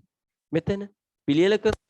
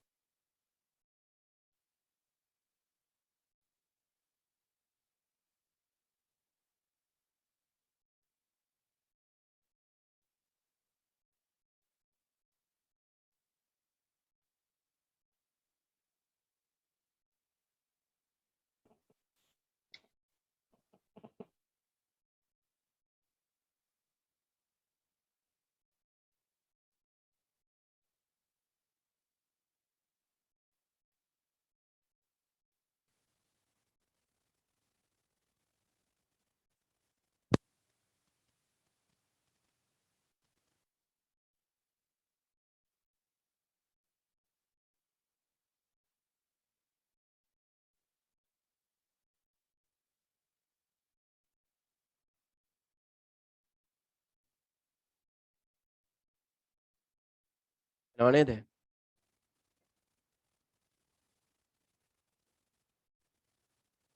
මොකක්ද? ලස්සනට ලියලා මොකද්ද ලියන්න කිව්වේ මං? MA ගෙයි කාගේද? MA ගෙයි FA ගේ අරමුණයි MA ගේ අරමුණයි අතර වෙනස. මේ FA ගේ පාටින් FA ගේ අරමුණ ලියන MA ගේ අරමුණ. ඒ දෙන්නගේ අතර වෙනස. තොරතුරු භාවිතා කරන්නන්ගේ FA ගේ භාවිතා කරන්න MA ගේ භාවිතා කරන්න. හැබැයි සමානකම නෙමෙයි ලියන්නේ අසමානතාවය ලියන්නේ. පිළියෙල කරන ලබන වාර්තාවල FA ගේ එකයි MA ගේ එකයි අසමානතාවය තමයි මේ අඬු දෙකේ ලියන්නේ. මම එකක් ලිව්වොත් තොරතුරු භාවිතා කරන පාර්ශ්ව MA ගේ අපි ලියනවා FA ගේ. FA ගේ මොකද්ද මම ලිව්වොත් ලියන්නේ? අභ්‍යන්තර බාහිර. අභ්‍යන්තර බාහිර පාර්ශ්ව. දැන් MA ගේ එක ලියනවා මොකක්ද? අභ්‍යන්තර කළමනාකරුවෝ. අධ්‍යාපන අභ්‍යන්තර කළමනාකරුවෝ දැක්කද? වෙනස්කමක් ලිව්වේ. ඔන්න ඔය විදිහට ඉතුරු පහේ 1 2 3 4 5ක් තියෙන එකක් මම ලිව්වනේ. තොරතුරු භාවිතා කරන පාර්ශ්ව FA ගේ අභ්‍යන්තර හා බාහිර පාර්ශ්ව MA ගේ අභ්‍යන්තර කළමනාකරුවෝ. ඒ විදිහට වෙනස්කම් ටික ලස්සනට ලියලා ෆොටෝ එකක් ගහලා දාන්න පුතේ. කොහෙටද? ගෲප් එකට. ලස්සන මේක අපි තෝරමු ලස්සනටම ලියන්න. එන උවමනාවෙන්. හරිනේ? එහෙමනම් විනාඩි 10යි 15යි අපි පන්ති අවසන් කරමු. අද දවසේ උගන්වපුවා ඔයා බලලා වෙනස්කම් දැන් ලියන්න යන්න එපා. ඔය chart එක බලලා මනස රිලැක්ස් කරගෙන හෙට ලියන්න. හෙට බලලා හෙට ලියලා ෆොටෝ එකක් ගහලා දාන්න. ලස්සනට ලියන්න පාට පාවිච්චි කරලා ලස්සනට ඇඳලා නේ මෙතන චිම්පන්චියෙක් ඇඳලා නේ මේක දිහා බලන් ඉන්නවා. මොම ඇඳලා තේරුණාද? ලස්සනට ලියන්න ළමයි මේක. එන උවමනාවෙන් ඇඟට අරගෙන අද කරේ මොනවද අපි? මූල්‍ය ගිණුම් කරන්නේ, කළමනාකරන ගිණුම් කරන්නේ, අරමුණු මේ අතර තියෙන වෙනස්කම්. මෙන්න මෙතනින් ලකුණු දෙකක් විභාගෙට අනිවාර්යෙන් හැම අවුරුද්දකම එනවා. සෑම අවුරුද්දකම උසස් පෙළ පේපර් එකේ ලකුණු දෙකක් මෙතනින් එනවා. ඒ හින්දා දැඩි උවමනාවෙන් අපි මේ ටික කරමු. එහෙනම් සුබ රාත්‍රියක් පුතේ. අදට අපි අවසන් කරමු.